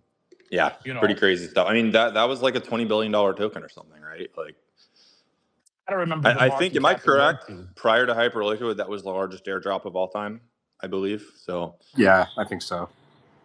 Dude, someone just tweeted out, "Get your coins onto exchanges." After this whole hack, dude. Oh my god. Yeah, this well, is hang funny. on. We got to find out if there even was a hack. Twitter loves to freak out about stuff like this, like prematurely. I asked my friend that works directly in there, and he's not answering me. So I think he's stuck on NDA. Like, if he's not answering me like that, that means he can't Nico, talk can you about it. imagine if he Oh, responded 600 to you BTC. before they made an Yeah, announcement? yeah, yeah. There's proper ways they're going to have to communicate this stuff if there is an actual issue. Yeah, Yeah, this is that's not good wild. though. It's not good, J Dog. It's not good. We don't, And this is a bottom And signal. This is a bottom if signal it's for sure. if it's the chip, it's the same thing. What's the most popular fucking hardware wallet, man? It's not Trezor. What's the other one? Ledger. Ledger. There we go. The ledgers. There's a way to short the fucking that hardware wallet so that it can just open up and give you the keys. Like, there is a literal way to short it, and it's like really weird how to do it. You have to have certain machinery to do it. Oh yeah, there's a But hacker that glitched it. It wasn't Ledger though. It was Trezor. It's a guy that did it it. was There's like Trezor. there's like a Okay. YouTube documentary about it. He's like a world class glitcher. It's not a hacker, but he's a glitcher. So yeah, he figured out some way to do that with Trezor. Wait, With what's the difference? Ledger, they have this security recovery thing, which is a little bit sketchy. Also, a little bit sus with Ledger. I don't want to throw a ton of shade at them. It is kind of cool what they've been doing over the past several years, but the founder also was kidnapped and is missing a finger. So, like, I don't know. I don't know how secure everything really is over on the Ledger side. Well, Ledger, Yeah. don't So they? the whole Didn't they thing with change it where you could? They actually store your seed phrase, and you could be able to like get it if you lose it. There's like the new that. the Yeah, the friend seed thing, recovery thing. the Yeah, flow seed through. recovery. Sketchy Yeah. as fuck. Yeah, I stopped using Ledger after that, So the and I'm whole never thing going to with use that Cold cold Card card. now, Yeah, I'm never using that. I wouldn't be surprised if they shorted it, man, because it's like an analog. It's like, it is digital, but it's kind of analog, that Cold Card. And I wouldn't be surprised if they shorted it and just the keys just fucking popped up on the cards physically, or something else happened. Maybe they didn't physically have the cards. I don't know, but I wouldn't be surprised if it's something like that. Do we know what the deal with Bitmart is? Because I know they tweeted out that they were like allowing withdrawals for a while after they're shutting down, but I also saw people tweeting they can't get their dog out, they can't get their Bitcoin out. Is that true? When any exchange shuts down like that or sunsets, there's like inevitably going to be some theft, usually in pretty shady ways. In some ways, they might just ask you to KYC if you haven't, otherwise you can't have your coins. Some people will forget them. Some people might be suspicious, or there might be suspicions of AML or whatever. Like, they could come up with whatever shit they can come up with in order to keep your coins. It's I haven't heard of the cases. I don't know if that's happening. It's But how all the gambling sites are. I feel like the gambling sites model is get a bunch of Americans to use their product, and then when you want to withdraw, it's like require a bunch of shit that they don't want to do, Yeah, not good. I would want to understand why are they going out of business, because when an exchange goes out of business, I sort of think they have a hole, which is a massive problem. I haven't gotten a good answer on why they're going out of business either. I don't want to derail the subject, but this pertains to us. Ansem is somehow making more on subscriptions than Elon Musk is, apparently. What? No, Yeah. there's no way. Yeah. Say Nah, this again, he Nico. just Say this raised it, again. guys. It was just like $5 or $10, and he raised the subscription like last week, so he hasn't made any money yet. Wait, hang on. What? Sorry, I missed that. What are we talking about? X subscriptions. You wouldn't know. You are too virtuous.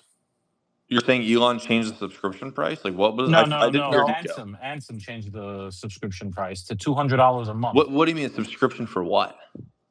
So if you have enough subscribers or over 2,000 subscribers with a check mark, Oh, you can get personally, his subscriptions. subscription. He charges Yeah, $200 a month to subscribe to him.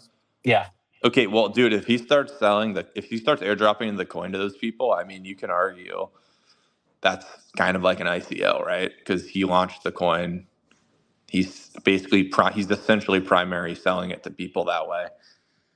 The official story quotes. We'll put quotes around it. Somebody else launched a coin and put 70% of the supply in his wallet. So whatever, but that's the official or unofficial story. I don't know. But yeah, I don't know. I think you can make a pretty strong argument that a CTO is like essentially a new launch. Like, what's really the difference between me finding some coin that's worth nothing as a massive influencer and then doing that versus launching the coin itself, right? Like, I don't know if a court is going to be like, oh yeah, that's like totally not a launched coin that you launched. Like, no, you launched that coin, obviously. Oh yeah, that's why I said quotes. I put quotes around what I said, the official and unofficial. I think that he was involved, but yeah, whatever. Like, it is what it is, bro. I think all of these guys that have their own influencer token, I think they're all involved in their own token. So whatever. Well, I would hope they're involved in it if it's literally their name, right? Like, if they're tweeting about it, I would hope they're making some money. My point just simply is if you're doing a $200 a month subscription and then airdropping to those subscribers, like, that's essentially an ICO in my eyes, and I think probably courts would agree.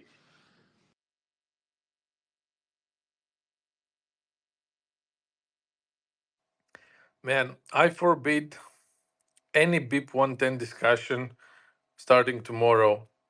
I was listening to the space where you were with other guys, and for like Woody and Portland, and man, I was starting to fall asleep because I heard too much bullshit. And then you launched the space, and I joined, and I fell asleep with my headphones on, and for 2 hours I was sleeping, and I was listening to BIP 110 related discussions, and I saw nightmares. I saw nightmares related to that. This is it's getting out of hand, man. We gotta stop this. All right, guys, BIP 110 debate number 11 tomorrow, and then the next day, and then the next day. I think probably realistically, I'll host like a couple more of these, to be honest. Probably not actually tomorrow, but I definitely will be hosting a space during this launch, right, of the actual new chain that Luke's creating. That's definitely going to happen. And then after that, we'll kind of see. The conversation could literally just die, but also it could be Luke's new blockchain actually happen. When is it supposed to go live? August 8th around the evening Eastern time. Is it a certain block? Yeah, there's a specific block. I don't know it off the top of my head. Yeah. Burn in hell, BIP 110 and Luke or whoever your name is that we made famous and you have no teeth. Right, so I got crazy. the answer from the cold card guy. He told me, well, not a real answer. He told me there's a blog post coming out soon. Okay, that's bad news. That's That horrible doesn't news. sound good. That Oh, does man. not. That's like a very bad news. I have a shouldn't crazy even be content laughing. idea. It's not. It's sad. It's not good. I was just thinking about that too. Like, people losing money like this sucks. This is not good for crypto at all, and it looks even worse when they circulate these stories in like in the broad media, like Wall Street Journal. Your Bitcoin can be hacked, some shit like that. Well, I really especially hate it. when you do It's all also the the shit, DeFi you do the protocols, cold bro. card, and you still lost your money. It's like at a certain point, what are we supposed to do, guys? So it looks really bad on us in the last 6 months, even with the DeFi protocols and the hacks, bro. Like, this is like... Yeah, but think about the risk cold card is exposure of especially like bad. doing yield farming stuff on Aave versus buying Bitcoin and putting it in a, air Yeah, gap this is cold especially card bad too. specialized hardware wallet. Like if that shit isn't safe, like what is safe, right? But that's what I'm trying to tell you. Like, this is like the icing on the cake of all the things. The cake was the DeFi shit. The icing on the cake is the cold card wallet, in my opinion. Like, people are going to be scared shitless. They don't know. Like, all right, one of the biggest problems I'm having and with the big BIP 110 people is that they keep misinforming people to the extent where it's going to be very bad for them in the end. Okay, because they don't know what the fuck they're doing. They don't know what the fuck they're talking about. And really, like, they're just following along everybody else.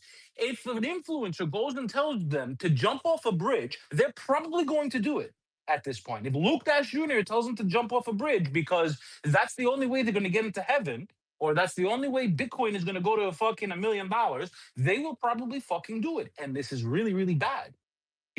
So like now this whole cold card situation where everybody is like, oh, it's safe, it's the best thing. Now this got hacked too, to top it off. It's like, man, all the information that's coming out of this space, it's really, really bad. Like it's not like, I don't know how to explain it, but like it's just.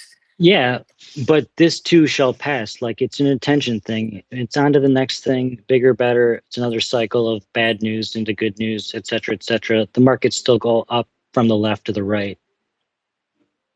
Yeah, I mean, look, I get it. I agree with you. To some extent, I do agree with you, but this is a little bit, I don't know, I man. mean, this is a promotion for IBIT and No, yeah, this is a not holding promotion your own for the keys. custodians for sure, like 100%. Like you're gonna be like, I'm gonna just buy an ETF at this point, right? And pay a little fee every year. I think it was Jordan Belfort. If you guys remember Jordan Belfort back in the 90s, he was the one that took the penny stocks and started diluting them. Like, he's the one that started that entire. I think it was Jordan Belfort. He was one of the two guys they made a movie about, but I believe it was Jordan Belfort, right? Jordan Belfort's the one that started selling penny stocks to retail. Yeah, but he right? started diluting them afterwards. Oh no, they were diluting the dilution game is something they've known for a long time. Penny stock world. I saw an interview where Jordan Belfort said that he was the one that started doing the diluted game. Like, he took it to the next level, right? And I met someone that was investing in penny stocks back then. This was like, I was too young to invest in stocks. And he's like, I'll never invest in a stock again. And like, he's like, never. Like, and you have a lot of people like that. They won't touch a stock. Oh yeah. And like, this is gets something to really be bad. known about the stock market. I might as well say something about that. Like, yeah, that's a very big difference between coins that don't have, you can't increase the supply, right? Like with stocks, there's something that you want to research called a shelf registration. Just go ahead and figure out what that is, learn what it Yeah, I know what it means. is. I know what it is. I know Yeah. exactly what a shelf offering is. Yeah, exactly. So like, Dave, I'm freezing your dog for saying that. You don't let people know about that stuff. yeah, it's nasty. You're like, oh, wait a minute. They could just like print more shares and fucking do an ATM. What does that mean? Oh, it means at the market, we're their ATM. Oh my Dave, God.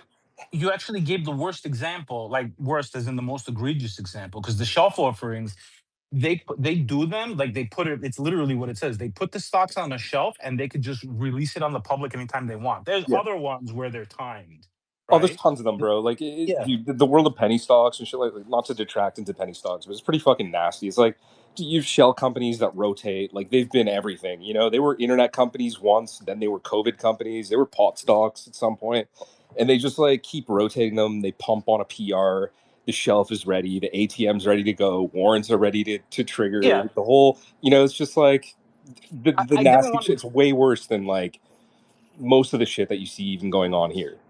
I didn't want to detract it. I wanted to use it as an example where people end up getting screwed. And this is exactly kind of what's happening with crypto. You know what I mean? Like, people are getting screwed with crypto and they don't want to come back. I actually have a personal friend of mine. The only reason he still talks to me in the crypto space is because if he would have listened to me, he wouldn't have lost his money. But he ended up listening to some other bozo and kept his money, he kept all his crypto in that Canadian exchange. I don't remember the name of it. It was around the time FTX went down. And it was one of the like smaller exchanges. It was big. It was all over Twitter. And I told him get all of his crypto off the exchange, and he didn't listen to me because he wanted to farm yield. He lost everything, and I feel bad. But like, I don't know how many different ways I was going to tell him. And from here on, he thinks all of crypto's a scam, even Bitcoin. Like he'll sit there and tell me how Bitcoin is still a scam even till today. So I have a ton of friends IRL that have no idea what I do. Obviously, like literally nobody knows what I do, and but they know like I'm into crypto a little bit. And every cycle it's the same, dude. They're like FOMOing in, and then it's a scam, and then they FOMO in again, and then it's a scam. And I just watch this shit happen every 4 years. It's like really insane. But you don't tell They'll them not to literally they'll FOMO in. tweet me so excited about a coin out of nowhere. They'll message me after I haven't talked to them in like 6 months and like ask for advice on a coin, and then like a year later, I'll just kind of talk to them, and they'll talk about how it's all a scam. It's like, yeah, I don't know. It's crazy. It's crazy. Do they know you are the Dude, king of Sparta, nobody knows Leonidas? anything. Nobody knows anything. I keep two very separate situations here. Yeah. So don't they find it weird that every time they ask for a coin recommendation, you mention dog? Yeah, I mean, obviously, I'm not recommending dog to anybody in IRL, dude. It's Go ahead, Nico. No, I was just gonna mention like all of this, like, with people saying everything's a scam. I don't know if anybody remembers this or knows this, but in 2001, when the dot-com bubble popped, everybody thought everything was a scam. You shouldn't get into computer science. It's not the future. It's not this. It's not that. Obviously, there was a lot of people that were wrong, but for a good 5 or 6 years, up until I don't know 2007, 2008, nobody wanted to do anything in CS. To be fair here, and like afterwards, I mean, people. bro, Nico, what's the lesson here? Like, why would you listen to the mean? Like, why Oh would yeah, you yeah, listen yeah. to the average person, what they think? It's like, it's a terrible way to evaluate anything. Like, oh, the majority of people think this, so then that's how I determine what I think. Like, it's just that I don't know. You have to evaluate stuff for yourself. I think the average person's opinion is like not great. Not great.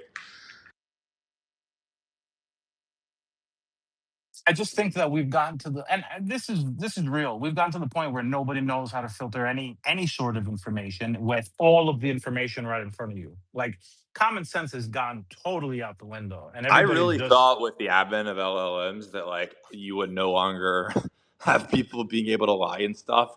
it's And it's worse. just like everybody has the ability to talk to the expert and kind of find out. Like you don't have to do all the crazy research yourself. You just like ask ChatGPT or whatever, and it'll kind of give you some information, and you can probably reasonably come to your own conclusion. But no, I think what I've sort of determined is a lot of people don't care if it's a lie. They actually just like, especially in politics, they want their side to win, and that's it.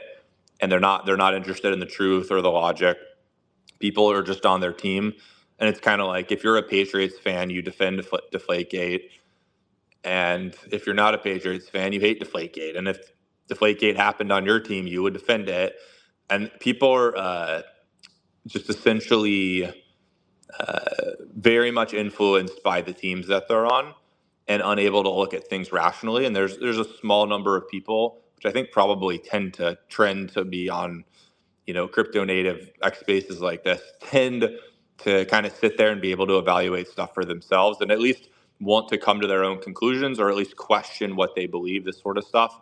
And I think we need a lot of that in society. And it's like, as much as I think all the conspiracy theories, there's a lot of conspiracy theories that are just truly dumb. Like I worked next to a flat earther like 10 years ago at like a front desk job where I was getting minimum wage.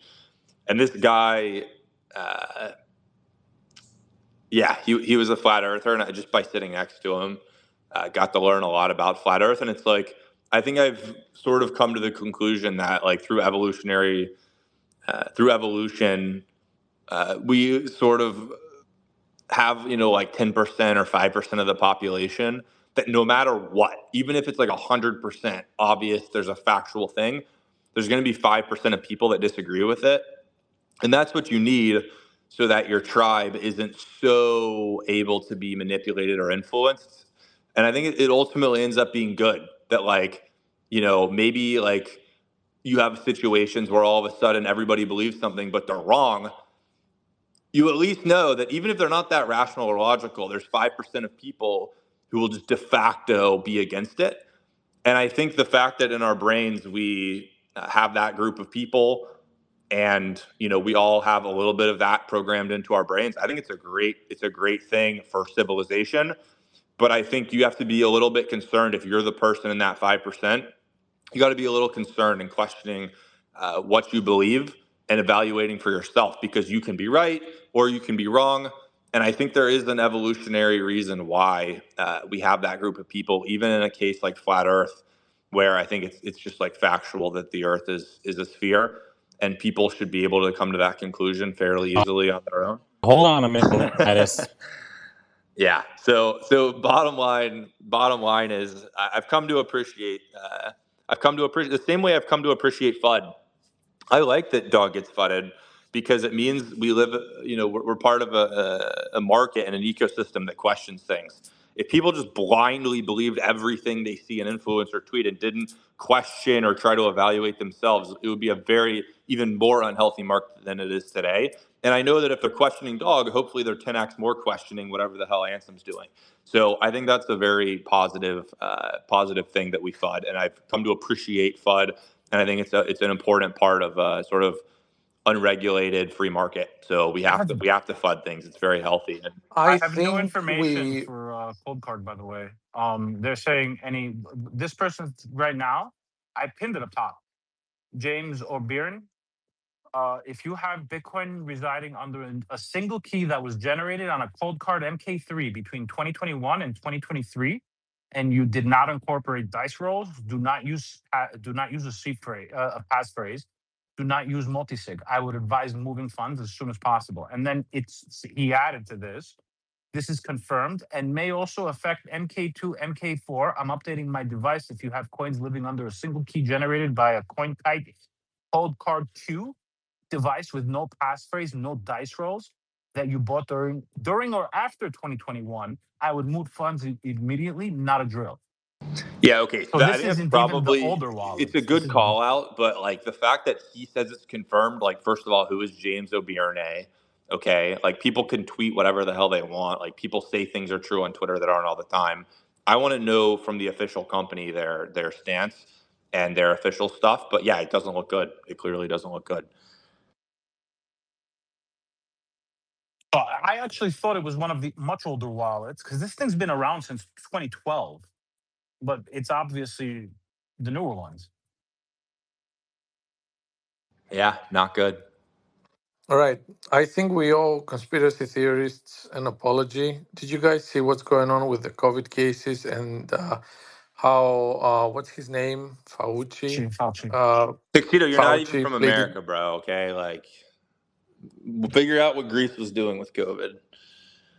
Dude, it doesn't matter that I'm not from America. Your Why does the bullshit whole world affects the like whole focus on world. what's happening in America? Don't you guys have your own? Because Don't y'all your have your own bullshit countries to affects worry literally about? the whole Because we're world. number one, baby. Because we're number Don't you guys one. have The your own number countries one to worry about? question, the number one question I used to get from any tourist in the cab was, "What do you think about Trump?" It's like, guys, that's the last thing you want to talk to the cab driver about, and this is the first thing you're asking. I'm telling you, like, they love our politics, and it's a show for So everybody. Nico, our president, I was in Italy during the Trump's kind of initial run and all that stuff. And you'd ride on, they have like Rome has a very simple subway system, and they have a TV on every car. And I'm not kidding, for like the entire time I was there, it was just Trump's, all they talked about on Italian news. It was just Trump's face on that TV all the time. It was like the number one Yeah. news story in the world, which again is kind of crazy. Maybe I get the president, but it's like, I guess like I don't, it's like, why would I care how some other country handled COVID for their people? Like, it's not very interesting to me. It's like there's hundreds of countries. They all are going to do whatever the hell they want. It's different policies. All I really care about is my country. So I get why I care about what happens in America, but like, I don't know. I think like this app is like, it's a bunch of Americans pushing their shit on the rest of the world. It's like, Leonidas, we do you need have more family in global Italy? news on this app. It's Do, like, do it you feels have like an epicenter for no? drama in No, who America. cares? No. All right. Do you have family in Italy? Like, are you Italian? Do you have No, family no, in no, Italy? no, no. All right. So, like, I have family like across the world. I actually have family all over the fucking world, but they're always talking about our politics, bro. But why? Always. Like, why? Just Why that's does everyone because care their about our politics aren't politics? that interesting. Because their politics aren't that interesting. We have a whole facade, a show, bro. I mean, the biggest fucking the TV show guy became fucking Dude, president. I cannot believe that you're asking why. None of our small country politicians decided to launch an attack on Iran without any reason, dude.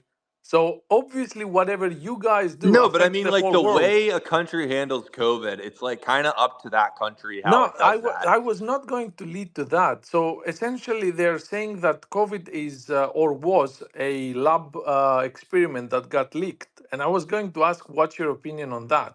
Not that your politicians are hiding or are corrupt or anything. Oh, yeah, that was confirmed already. Well, nothing's confirmed because China won't allow an investigation, right? But it seems like there's very high probability that it was. So I don't think we're ever gonna, get a transparent, investigation from China about this, right? I think they're probably deeply ashamed that this happened, and just the way their government handles things, they kind of just, they push it away, they push it in the background. People don't talk about it. That's how their culture handles that. But yeah, I mean, I think most people seem to believe that, yeah, it was a lab leak. And I think, who was it? Jon Stewart, who went on Colbert and sort of opened the Overton window there on, it's a funny segment, by the way, because, Jon Stewart and Colbert are both sort of left leaning. So Jon Stewart goes on Colbert, and Colbert is, pushing the sort of propaganda that, like, you can't question that it came from a pangolin or whatever. And so Jon Stewart goes on there and just tears them a new one for 10 minutes about how it's in the name. It's called the Wuhan Laboratory of Coronavirus Research, and it's 3 miles away from the market where they ate the pangolin. So yeah, it was kind of interesting, but yeah, I don't know. I think people can kind of make up their own minds. I think it's unfortunate that we're never going to see kind of definitive truth. I would have liked to have seen sort of like an international investigation, because I think, by the way, the U.S. would probably be like the second worst looking country in that situation, because we were the ones doing a lot of that research before we moved it to Wuhan. So I think the They U.S. should and have never China had it in Wuhan. collectively sort of released that situation and kind of had a risk tolerance that ended up, going the wrong way and impacted the rest of the world. And I don't think there was any evil plan, probably, right? Like, I think this is my opinion. I think their, gain of function research has a strong argument for why you would do it. And the one argument why you don't do it is because if it leaks, you're totally fucked.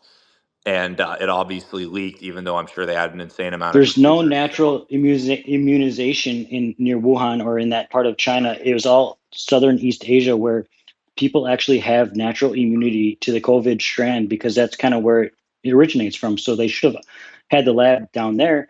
Instead, they put it in a place where there's no natural population that has a natural immunization towards the COVID strand. So it's a big, arrogant human error that was likely occurred and overlooked. It was, and probably money based too. Came down to money, Well, like I think the bigger question is, like, just because we invent technologies to do things, should we use those technologies, right? So you'll see that probably the most concerning rhetoric I hear from these like Dario and Sam Altman guys, they keep referencing this in their blog posts, that, people are going to use open source models to make a biological weapon. And a biological weapon can come in many different forms, but if that is in fact like what this technology leads to, it's pretty fucking concerning. It's pretty concerning. Yeah, like we're gonna have to like deal with that. Um, I think like the cost to enrich uranium, first of all, to get access to uranium that's enriched and enrich it, and then build an ICBM or whatever, like that takes a lot of resources to do that. And it's orders of magnitude easier to basically take some sort of novel virus and kind of like supercharge it and increase its virality. And like that's the problem we're gonna have to deal with it if that becomes like an easy thing to do. So I don't know how I don't have any of the answers, guys, but I think unfortunately probably COVID was like kind of like a wake up call for everyone, that we probably need to take the biological weapon stuff like much more seriously. Even if that was an accident, we got to be looking at this as a new threat, similar to the way we've probably looked at nuclear and that sort of stuff. I think it's definitely concerning. It's definitely concerning, that whole incident. Nuclear is a mutually assured destruction BS argument. If anyone ever country has XYZ nuclear blah blah, and then you need to tell them that they can't have it. It's all mad that it's a base of reason of going to war in the international spectrum of where we're at today. Yeah, biological and it is a whole different animal, and the information and the readiness to the technology that's available to give you the step-by-step procedures to make that type of stuff is going to be a lot different. So the surveillance state is going to have to keep a big eye out on movements of certain elements and materials to make said things. So it's interesting. Yeah, my concern is obviously about the real thing, but my greater concern, to be totally honest, is the sort of psychopath archetype that uses that thing as like a reason to give them all the Well, power, and they're just a good highly example. manipulative, and the person promising to keep you safe from that thing is scarier to me than that actual thing. Personally, I think that's a real equally, if not larger, threat that you have to watch out for. A good example I think it comes to mind is was it a subway in China or somewhere, this was it sarin that guy used way back. I don't remember what year. It's a long story, but that type of thing on a bigger scale or a different type of idea. It's interesting. Yeah, I don't know. I mean, dude, it's crazy what science can do. The fact that you can clone your dog, which means you can definitely clone a human. And I virtually guarantee there's some cloned humans out there in some research lab that's underground. There's no way that's not happening. This is not science fiction. This exists. The technology is fully It's proven out. Gattaca, man. It's crazy, no? You could right now, technologically, you could just take yourself, clone yourself, and in 20 years, you're gonna have a bunch of 20-year-old versions of you to talk to. How fucking trippy is that? That's not a sci-fi thing. That's real. That's totally possible. And people do it to their dogs. It's becoming shockingly normal to clone your dog, which is again very crazy experiments that we're sort of running here. And I don't think we think too hard about the consequences of. But yeah, we're heading into an interesting future, guys. I do feel like it's an accelerating situation. When you say people are cloning their dogs, are you talking about the ability to mint the rune outside of the official contract? Is there dog in circulation? What's going on So here? yeah, Luke's cloning the dog coin on his own chain, and we're gonna get a dog airdrop on his chain on August 8th. It looks like so. That's a Oh clone. my God, that's crazy actually. The second airdrop is going to be again Yeah, dog. Luke got angry that I didn't deliver the second airdrop, so he's doing it. Dog number 2, the clone of dog, dropping August 8th. You heard it here. Luke, brought to you by Luke Corp. I wouldn't be surprised if he got the airdrop in the first place, because No, most of Luke them definitely did. got the airdrop, bro. Definitely. Yeah, no, I mean any significant user of Bitcoin, you probably ended up fucking around with this stuff, or you ended up with stuff ending up in your wallet. All the exchanges, for example, Sailor didn't intentionally take Well, one of wait, those. Leonidas, he lost all his coins, so Oh, that's true. I don't know what was yeah. the deal So with him losing the coins though, because the airdrop, was 2.5 years. What date did he lose them? yeah, good question. Yeah, I'm but not either sure way, I'm exactly. sure he's done something even after he lost his coins. So I don't think he didn't receive that airdrop. I'm sure he's done I don't know. something. Look, I have no idea. I just know there's a lot of these people like Sailor and stuff who got the airdrop, Satoshi, who weren't actively collecting ordinals, but just ended up getting ordinals in their wallet because there's so many ordinals floating around. By the way, the craziest shit, guys, that we ever did was the rare sat panning operations. That was so crazy. There's people I know that sifted hundreds of billions of dollars of Bitcoin through their stat panning operation in order to extract rare sats. How crazy is it that that was a thing that we did? I think it's even crazier that rare sats are not are not worth what people thought they will be worth. Dude, it's sad. An uncommon stat is like $12 now. It's a shame. I always Hey said guys, But it's that's a still time early. thing, It's guys. still uncommon early. stats need to have a That's fungible market Lower your time value. preference, guys. You should Lower be your able time to yeah, preference. it's time, guys. deposit your uncommon good. Sorry, no, not uncommon good. You should be able to deposit your uncommon stat to Binance, and they debit you 1.0000 uncommon stat, and then you can trade that fractionalized basically on a centralized exchange. I've always said that is what the top 3 or 4 rare stat categories need, and it will take off. I think it's very hard until then to bring in the liquidity to make that asset class pick. Where besides Magisat right now are we buying rare sats? So Magic Eden and Magic Sat were the 2 main places. There was a place called Satting.io. To my knowledge, Magic Sat is really the only place now. FIFO isn't doing it? I don't think he's doing rare stats. Correct me if I'm wrong, I don't know. but I think he's doing it. He's not doing runes. He's He's not doing doing rare stats. He's doing Casey's definitions of rares. But like he doesn't have an uncommon sat. Like Right. Yeah, he doesn't if have a it's an marketplace inscription yet. on an uncommon sat, but he's not doing like straight up trading The uncommon marketplace. sats. Yeah. He He has should, an inscription hopefully. marketplace, and he's been very clear. He's not trying to build everything. He wants to build a good inscription marketplace for collectors. Like that is specifically what he's doing, and I think that's smart. When you're one developer, you don't want to just try to do everything, right?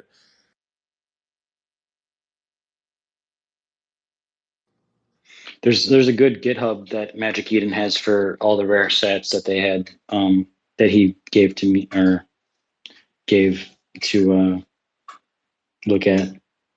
What the different attributes? It's the Magic Eden's GitHub for their whole like repository of the rare stats that what they defined as where what You know ranges where and they whatnot. got all that from, right? Tell me. Well, so Casey started out. He defined, we call it the Rottamore Rarity Index, basically a set of like rare, uncommon, epic, legendary, these kind of stats, right? And then that was like the official ones. And then we released Ord.io, and like shortly after, we basically indexed the stat that an inscription is on and marked them during our sync engine.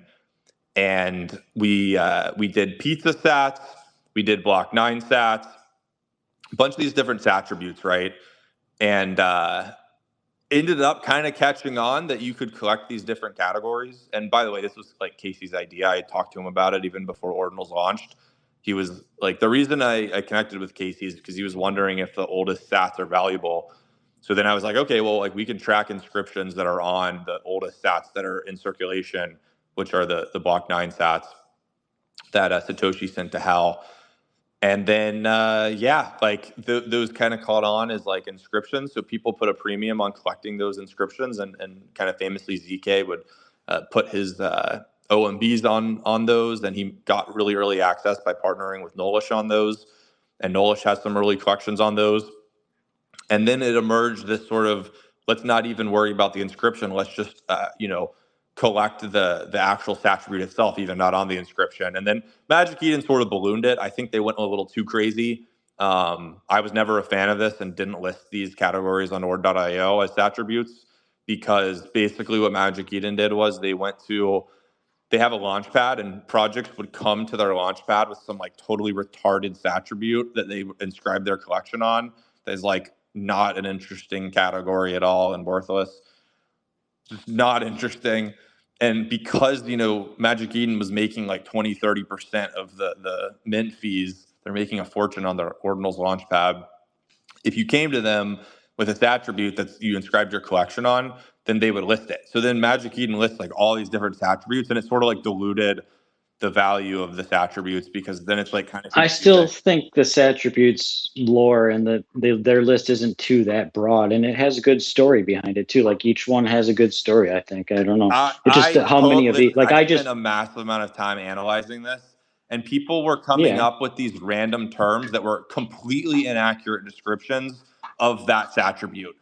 Like people were coming up with these random like hacks and stuff like this, and kind of acting like this was What's your least favorite of the what one that they used to have on their honestly, list? I would have to look at the list again, but there was somebody that was doing 666. no, I don't mind that. I don't mind that. No, it was Oh, no, then I don't know it's what when you're people referring to. misrepresent. When I hear the name, okay, I want it to be representative of what it is.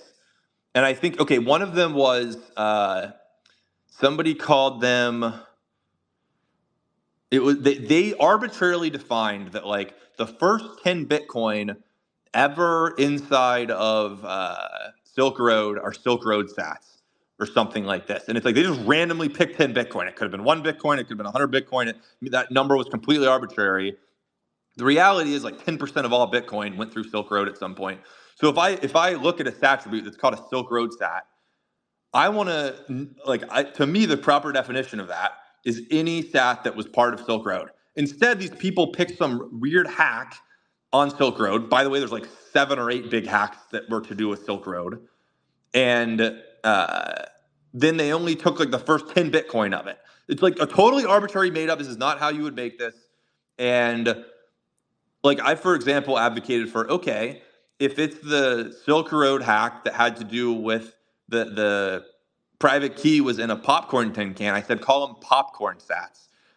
I still think it's kind of stupid, but But at did they least actually make that as part of I their filter? know I don't think they put that under filter. they definitely did Silk Road, and collections launched under Silk Road Well, they did sats. Silk Road, but they also did Hitman. The Silk, yeah, I agree with the So Silk Road Hitman, one. I It's don't like have an there's a issue lot with. of I don't have an issue with Hitman because right. those are the sats that I mean, Ross paid for the Hitman. I just bought a pizza palindrome, sequence palindrome, and And inscribed a sweet those are awesome. inscription on there. Dude, Yeah, there's those only are. like I'm a huge fan of 12,500 palindrome, of and I'm them. a huge fan of pizza sat. And when you do basically layering sat attributes like that, I think it adds a really interesting level of rarity. My point was people just showed up to Magic Eden with some totally made up garbage. Let's call them Silk Road sats, and it's like this random shit that we've made up, and it's not really the Silk Road sats. It's like some special definition of one hack on Silk Road in the first Bitcoin, and that's what we call Silk Road. So now the Magic Eden's integrity of their stat attributes is complete and utter dog shit. So I just Well, personally thought that like they you can just pick sold what you out. If you want wanted a stat from the attribute, GitHub. go to their launch pad. They'll let you name whatever the fuck you want. It's a bad way to do things, though. I think there should have been more integrity when you're creating Who's stat behind attributes. Magistat? Magistat is query. Query, yeah, const query. Query, is that his X Let me username or find is him. it? I'll find it. Let me find him. And what did Magic Eden ever do with the ordinals they were collecting? They had like Okay, treasury. I pinned query above, and JDog. I have to imagine they sold them. Yeah, that's what I Like, figured. there's no way they held on to them. Yeah. No, I think the founders of Magic Eden kind of washed their hands from this entire space and never wants to talk to us again. Yeah, they had like 13 runestones. Well, dude, I think they're kind of ditching crypto altogether, right? Like I think they just sunset some other chain, or maybe that was Phantom actually. That might have been Phantom, but no, I mean I think they're mostly on ETH now. No, and I can't imagine you don't get a sunset announced, or no, maybe they're just on Sol. They're just on Sol. What company are you talking about? Magic Eden. Yeah, Oh, so. dude, they're doing Pokemon cards, bro. And dicey. Well, no, and They're not like, even the Pokemon, dude. They have this gambling product. It's like yeah, I saw they're it. trying to compete Dicey. with all these like online casinos, right? It's called Dicey. Yeah. I guess I just don't understand like how is Dicey any different I'm a little. than any of these casinos, really, right? But whatever. I'm a little. I don't know if I should be worried or if I'm gonna laugh in the future with this whole Pokemon shit going on chain. Like I get it, it's cool. Right now it is, but I feel like there might be some sort of bank run, and sooner or later, like what's gonna happen? Like I don't even think they hold the cards that they're trying to fucking sell. Like you get what I'm saying here? No, I think they hold. I think they hold the cards. I don't think they're like just straight up scamming people. But I think when you rip a pack open, they like already know what the cards are inside, and that's all kind of a make believe gambling thing, right? Oh yeah, fine. But I don't know. I mean, We'll you see. realize what it fundamentally is. It's basically illegal to do a centralized company doing a lottery, right? Where like you randomly, you know, you pay $5 and you have like a 1% chance of getting $500. That's illegal for them to create that product. So the Pokemon cards, it's not even about collecting the Pokemon. The way people are actually using Magic Eden's Pokemon card ripping, it's a regulatory arbitrage to do the lottery. So in between, what they have is you pay $5 to rip open the pack of Pokemon cards. You have a 1% chance of getting a card that's worth $500. And then there's just this in-between step that they do where they show you the Pokemon cards, and then there's a button, sell instantly. And everybody just opens the Pokemon card pack, clicks sell instantly, and then they just do this over and over and over again. So it's effectively the exact same thing as like a gambling lottery with a regulatory arbitrage step. And of course, the reason they like it is because there's like, 20, you can have massive margins on that. Rather than on NFTs, it's like you can make like 1 or 2% on an NFT trade. On this, you're making like 20%. So they made a lot of money on the Pokemon packs, and now they're just full sending it into gambling. And I think aren't big fans of crypto anymore. So I don't really know what the deal is, but they've pivoted their entire company to basically an online casino. What's up, Secret? How's it going? What's up? Yeah, I was gonna say that they pretty much make the money off of people picking the card, selling it back to them, and they get to keep the difference every time that happens. So they're making like, they go to a card show and buy a card for like $400, and then they make thousands of dollars off people pulling that card over and over again and selling it back for less. Yeah, But and there's no liquidity in the card. So if you want to sell it, it's not like you can just go easily to some NFT thing and sell it somewhere for more money. People just click that sell now button, and they're obviously not giving you a very good price. Exactly. And I originally came up here though to mention that you were saying earlier you wanted to hear from the actual Cold Card official page, and I posted it in the comments. They made a post 47 minutes ago, basically about the security advisory. So that's in the comments down there if you want to find it.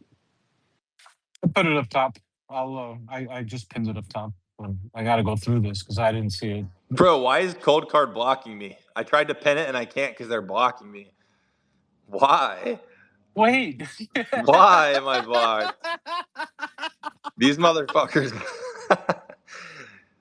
Oh my god! All right, now I'm definitely talking shit. Now I'm definitely talking shit about these guys. What'd you do to the fucking I founder, don't know, bro? man. They're I have no blocking you. idea. Oh, so they're just saying maybe at risk. So they don't even know shit themselves. Out of an abundance of caution, yeah, they haven't really figured it out themselves. They're just saying if you use the passphrase, blah, blah, blah, on a certain version, blah, blah, blah, blah, blah, blah, blah, blah, blah, blah, blah, migrate. So they're just saying everything we already knew, basically. It's just from an official source that there may be an exploit on like some certain version of cold cards. So it's good to obviously have the official stance, but they don't really know the nature of the exploit yet, and they don't really know. But I resimulated it. I should have pinned it up top, man. Somebody resimulated it and they had it on the board. I lost it because I was resimulated the attack. Instagibbs. They resimulated the Pin it up attack. top. Oh, how the keys were. I found it. I'll pin it up top. Huh. So is it only 600? Like, how much money is in an MK3 cold card? Like, does anybody have any idea how much Bitcoin we're talking about here?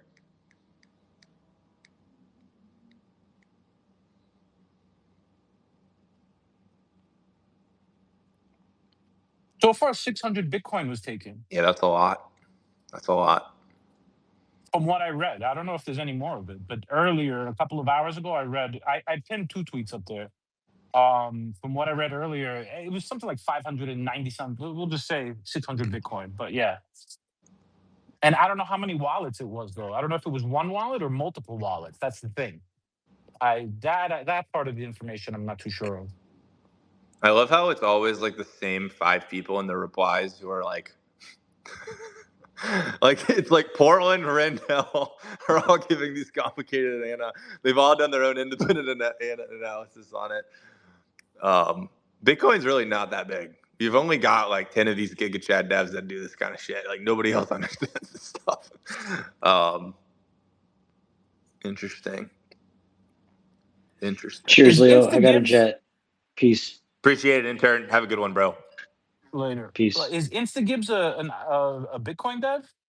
I mean, probably. Spiral BTC. Yeah, he works with what's his face? The Spiral guy. Huh. Interesting. Yeah. So he said it might have been a different post from this one. Confirm MQ2. Sorry, this is the time to panic. Confirm. I think he resimulated exactly what everybody's been saying.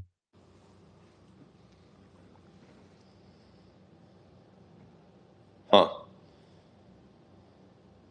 Apparently, a bunch of companies are using this to attack their competitors right now. Any examples of that? What do you mean? I don't know. CoinJoin Chris said, "I'd like to see more unity around incidents like this. When hundreds of wallets are being swept and the root cause remains unknown, it shouldn't become an opportunity for competing manufacturers to dunk on one another and score marketing points." So I don't know who he's referring to, but there's clearly some drama. I mean, in situations like this, bro, you know how this space is. The moment you're down, your enemies or whoever are gonna kick you even further down, bro. That's just the way this space is. You should know by now. When you gave away that airdrop, Yeah, but not everybody was bro. sitting there Not when you're a company. Not when fucking. you hold yourself to a higher standard when you're a company. You don't communicate like that. I agree with you. I agree with you. But that's just the way this entire space has been, bro. It's even the companies too. Like, look at what's going on with Solana and fucking or World, whatever the fuck that is. They're sitting there ranking on everybody, every single fucking chain. It's like the big thing is to shitpost, and that's it. It's the attention stuff. You shitpost, you get attention, your market cap goes up. That's the only way things are going right now. Yeah, not good. Let's give Lord Arf the mic for a second here. I'm probably gonna rug this thing in a minute and go get some dinner. Lord Arf, how are things in Lord Arf land? You're going good, dude. Monad's going chill. Doing really good on like RWAs and DeFi shit. So that gives a fuck because that doesn't translate to price or meme coin prices. So nobody here cares because they're all retarded, but it's all right. Magic Eden, though. I think Magic Eden blew their load with the ME token and then realized they were going into a bear. And then everybody left because they got their fucking payday. You know what I'm saying? So they're going easy mode during the bear. But no, real talk. I think the most bullish thing for ordinals and runes in general is OpenSea.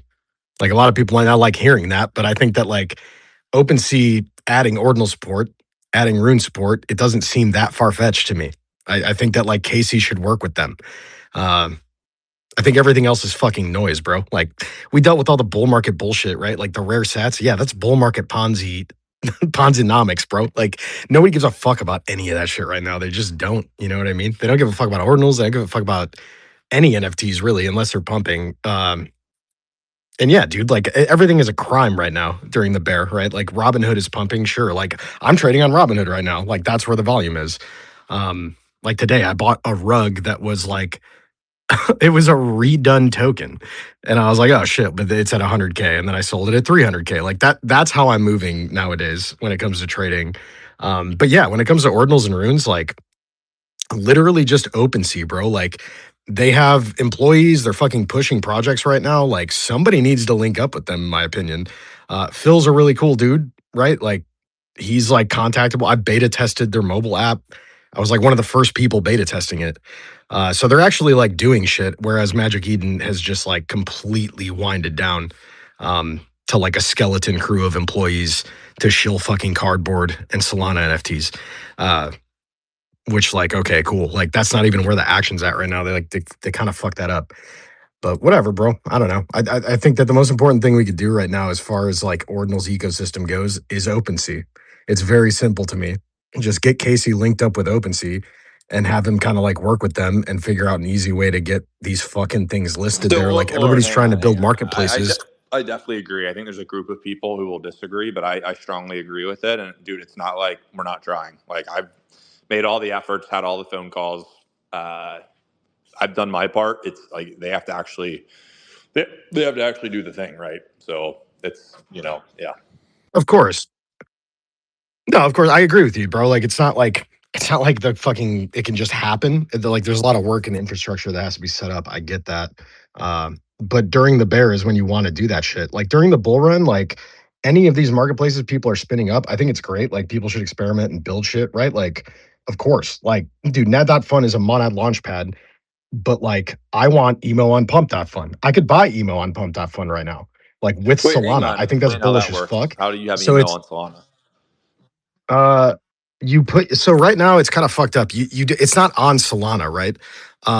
Pump Fun is expanding their their whole mobile app. It's not as good on their terminal or on the web app, like, but there's a lot more features on the mobile app. So if you take the emo CA and you just pop it into search on Pump Fun mobile, you can Solana. So you just top up your wallet with Apple Pay and buy emo with Solana, and all of the fucking bullshit happens in the background.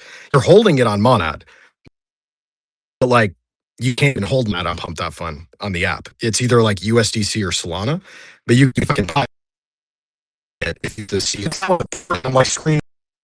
Mod be like, you guys have to like get in Pump Fun's ear and like start having them include Monad in their fucking promotions and like actually fucking pushing it and featuring it. Right?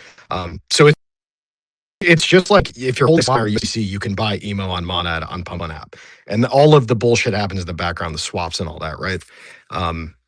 So yeah, I mean, it's like you want ordinals everywhere. I think it's great that people are building marketplaces, but like OpenSea kind of has mindshare right now, which is crazy. I hated OpenSea fucking 3 years ago, bro. But I think that they've made a lot of good decisions over the past few years. Because they have, and like I've talked to a lot of the people that work there, and like their two competitors failed basically. That's like huge. Like they're the only game in town. 100%, 100%. But it's like that's why I'm bullish on OpenSea. Like they're the only fucking platform that's like doing shit through the bear and like releasing more product, adding new chains, and like actually like pushing the envelope. And like everybody else just gave the fuck up, bro. So it's like, look, dude, I hated OpenSea. Like I straight up be the first to admit it. I just don't anymore, man. I've been testing their products. I tested their perps before it went public. I tested their mobile app before it went public. All of it's great. You could buy emo on OpenSea. You know what I'm saying? Like there's a featured token page there. Like they're actually like kind of like part of the culture, which is crazy.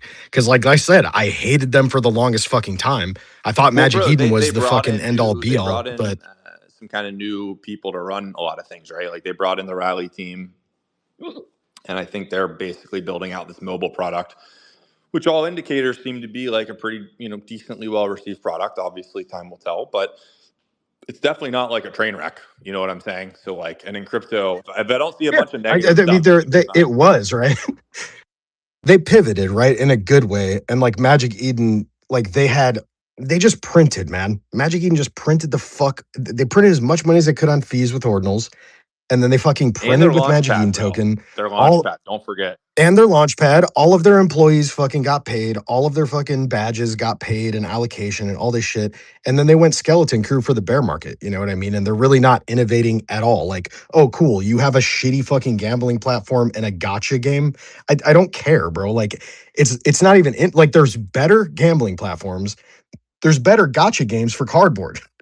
Right. So it's like the platform in itself is like not the best at anything, which is like sad as They're fuck. the But best Solana yeah, NFT OpenSea's killing it. simply because OpenSea. OpenSea I don't think. I mean, why not? OpenSea doesn't Why not have OpenSea though? Solana NFTs, and then Tensor went out of business, so They they're don't. technically the best. That's yeah. Well, the best by Well, I'm just default saying, is like kind of sad, but that's why I they're the thought best. OpenSea put Solana NFTs and then they took them off. Like they weren't doing anything on OpenSea. oh, they're not on They're not on OpenSea. That's OpenSea interesting. I anymore. didn't even know that, They're to be not. But honest. the whole thing that you're talking about with them, with Pump Fund adding Monad, they also did it with Robinhood. It's Ethereum tokens too. It's not just EV. It's not just Yeah. The thing with Robinhood though is you can actually search for them. Like you can't search for emo by name. You just see a bunch of Solana copycat faggots. But if you search by the contract address, you could find it.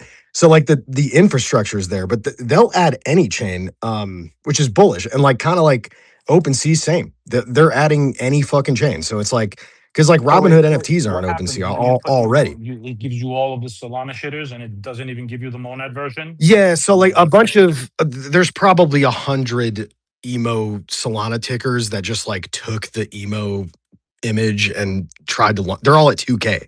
They all rugged, right?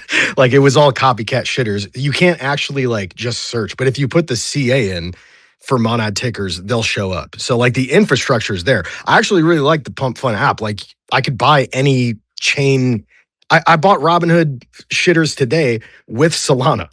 You know what I mean? And like all of that fucking shit happens in the background. It's not that deep. You could fucking fund it with Apple Pay. It's pretty dope. But yeah, whatever, man. I don't know. When it comes to ordinals, like I said, it's like we kind of need OpenSea, in my opinion, for the bull run. I don't think we need them necessarily. Like everything's gonna pump during the bull and every retard's gonna make money.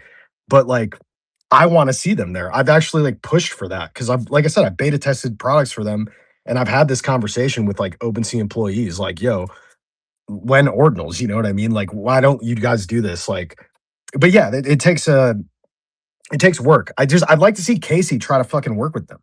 That's my point. Is like, why the fuck? It's the number one marketplace. Go hit them up, bro. Like, you're the guy who could probably make it happen. To be fair, like I've tried, you've tried, Leonidas, a bunch of people have fucking tried. But if you get the guy who's running Ord, just get on a phone call with these motherfuckers, bro, and then get these fucking ordinals on OpenSea. So And then Lord Arf, I say, just was told by somebody that you're the Leonidas of Monad. Is that true? yeah, well, oh, the God, it kind of makes me want to kill myself. Is that true that you're the Leonidas Emo of coded. Monad? I think I'm the Lord Emo of Monad, bro. Look, Monad's cool, but like, I'm not gonna lie, the whole chain is full of faggots who like all they want to do is airdrop farm and like just they're not chilling the bags. They're lazy, bro. Like a lot of the Monad people got their airdrops and they fucked off. I didn't get a big airdrop from Monad, bro. I've been like cooking and like working my dick off and like went to the fucking headquarters in New York and like have been talking to the founders and like talking to other projects. Like I'm putting in the work. But a lot of people who are in the community, it's just like the Monad community kind of sucks. The DeFi, that's where the money is on Monad. Right now, like the price of the actual coin and the meme coins do not match what's happening in DeFi. It's just like how like dude, it's the number 3 chain with RWAs. Period. It's Ethereum, Solana, and then Monad. Nobody gives a fuck about that because CT doesn't. They don't care, bro. Are my JPEGs going up? Are my meme coins going up? That's all they care about. But yeah, the infrastructure's there. I guess I'm Leonidas of fucking Monad, whatever, bro. Like, I don't know. Lord Okay, Arf, I'm not an NFT can we talk story about this related. epidemic on X where I see people bootlegging the movies that come out and posting them on X and they don't get taken down? This Spider-Man Brand Dude, New Day has 9 I million watched, impressions, 16,000 Yo, where bro. is it? I watched Backrooms, bro. 143,000 likes. I'll pin it above for people, but like, Do it, dude. how the Yeah, hell They is took shouldn't this we shit Odyssey even not down. taken down? I was watching Odyssey last week and they took it down Yeah, while I was how watching has it. I was this so not pissed. been taken down? It's been out for 14 hours. Like, do you understand that X bro? is going to be I sued for like literally tens watched of millions of Backrooms. dollars for that? I watched Backrooms here. I watched. It's great. I Like, don't dude, Elon just stop doesn't fucking. give a fuck, dude. He does not give a fuck. There's no other mainstream There's billion-dollar company hardcore that porn does on this this shit. website, bro. There's literally like you can find any type of porn, you can find any movie here, you can find bootleg copies of anything here, bro. It doesn't. Yeah, There's a but lot dude, there's a going on. You know difference what I between mean? finding some weird ass porn video and the number one movie in the world right now streaming for 14 hours for free on X that 9 million people have watched. Oh, this Like, is a dude, like, troll. Yeah, let's This isn't the fucking like, is fucking expose, IP bro. just What is dead? this, Like, do these bro? people Yo, what not is give a wrong with shit you? anymore about protecting their Leonidas, IP? what the fuck is wrong with you, bro? This isn't the movie. This is a troll. Oh, is this a troll? Yes, it's 2 hours of the fucking Oh, 80s it's Rick song. You're Roll. never Oh, gonna, that's That's yeah. funny. Okay, so that's funny. That's funny, funny. bro. But Stop. I okay, the fell for reason this I this said it morning. though, I Such fell a for it this the morning. reason I said it though was because the actual backrooms and the actual Odyssey they were out for multiple hours, also with millions Yeah. of views, Does anyone and have a link to probably the Spider-Man Odyssey? Brand New Day will be. So, all right, I got Rick rolled. Shit.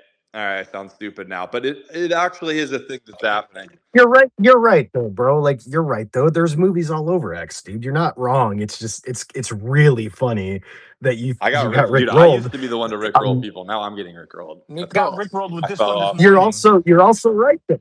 you're also right, because there's all kinds of copywritten bullshit on X, and yeah, nobody's taking care. I'm assuming eventually that gets fixed with AI and whatever the fuck. But for now, if you want to watch the back Does rooms, anyone it's on have a X. link to the If you want to watch Odyssey? anything, Bro, Yeah, you search just the fucking Odyssey. go ask. I'll find it. You I'll can find it. ask Grok, and it'll find it, bro. It'll find it. I guarantee. I asked Grok, is the back rooms on X, and it found me the movie. Okay, that's literally how I watched that movie. So you could probably find it, brother. All right. I mean, it just showed up in my feed. I didn't search for it. It had like so very viral I post. actually got rickrolled by this exact tweet this morning. It's been going all over the place, bro. If you go like 2 or 3 minutes, you'll see the video. I fell for it, bro. I'm telling you, I fell for it too. I was watching the Odyssey last week. While I was watching it, they took it off. I'm like, you motherfuckers, bro.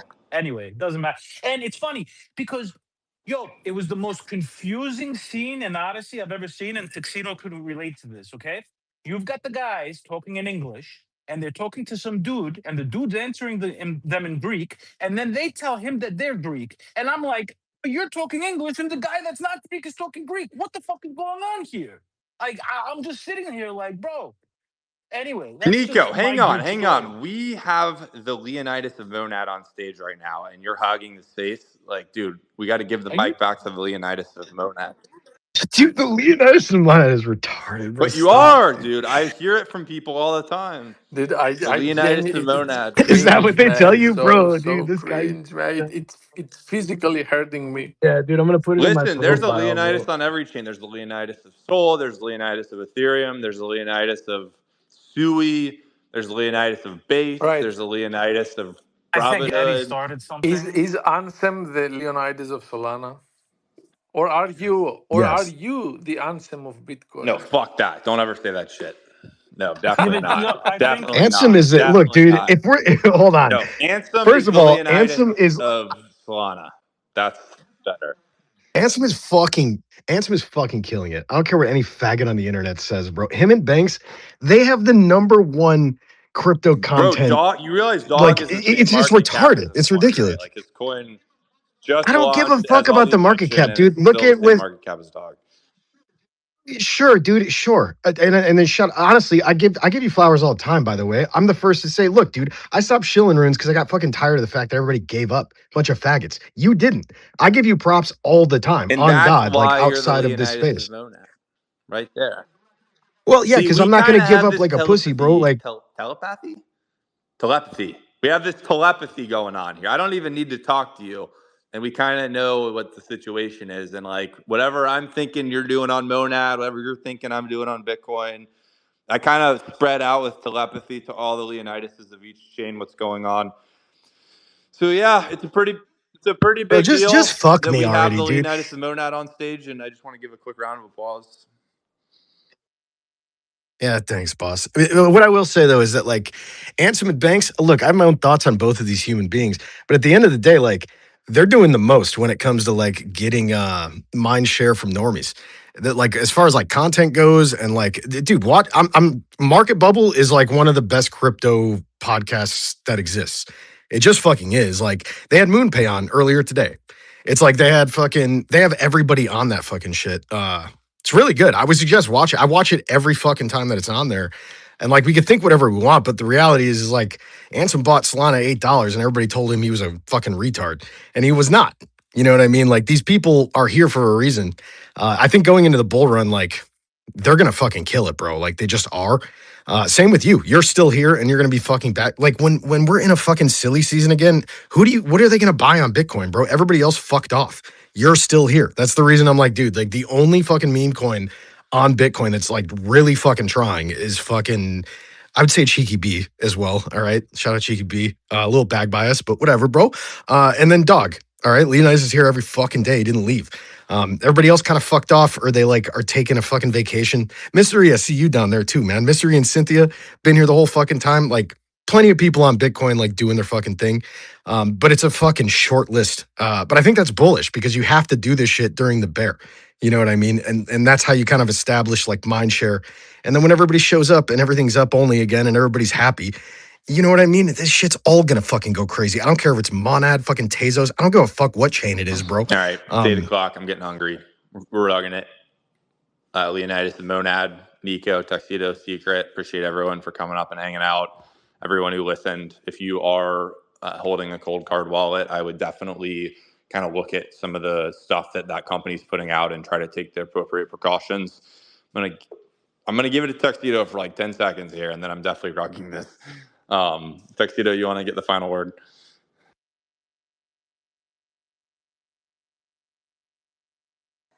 Dude, you want the final words while I'm muted. I've been laughing on my own for the last 30 seconds because I remembered since you got rickrolled by the Spider-Man movie, I remembered.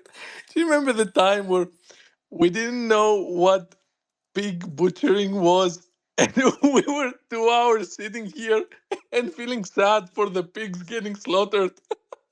Yeah, that was very embarrassing. That's similar to my we're never going below 100 sat per byte moment. Like, yeah, I've had some embarrassing moments. This is what happens when you're raw and you do like a lot of hours of live stuff. It's Fuck, my stomach hurts. I'm not an expert at everything, okay? Like, I have a narrow set of things that I would like to think I know decently well, and I kind of figure everything else out as I go. So I'm not blaming you, bro. It was like we were together. well, here's in the this deal. Here's bullshit. what I hate: that I was getting worked up about this big butchering thing, and it's like it wasn't even fucking. It was just some DM scam. Like, it was like, I don't know. All right, listen, we're moving past that. Thanks for bringing that back up, Tuxedo. I really appreciate it. All right, guys, y'all have a great one. We'll talk to you later. Peace.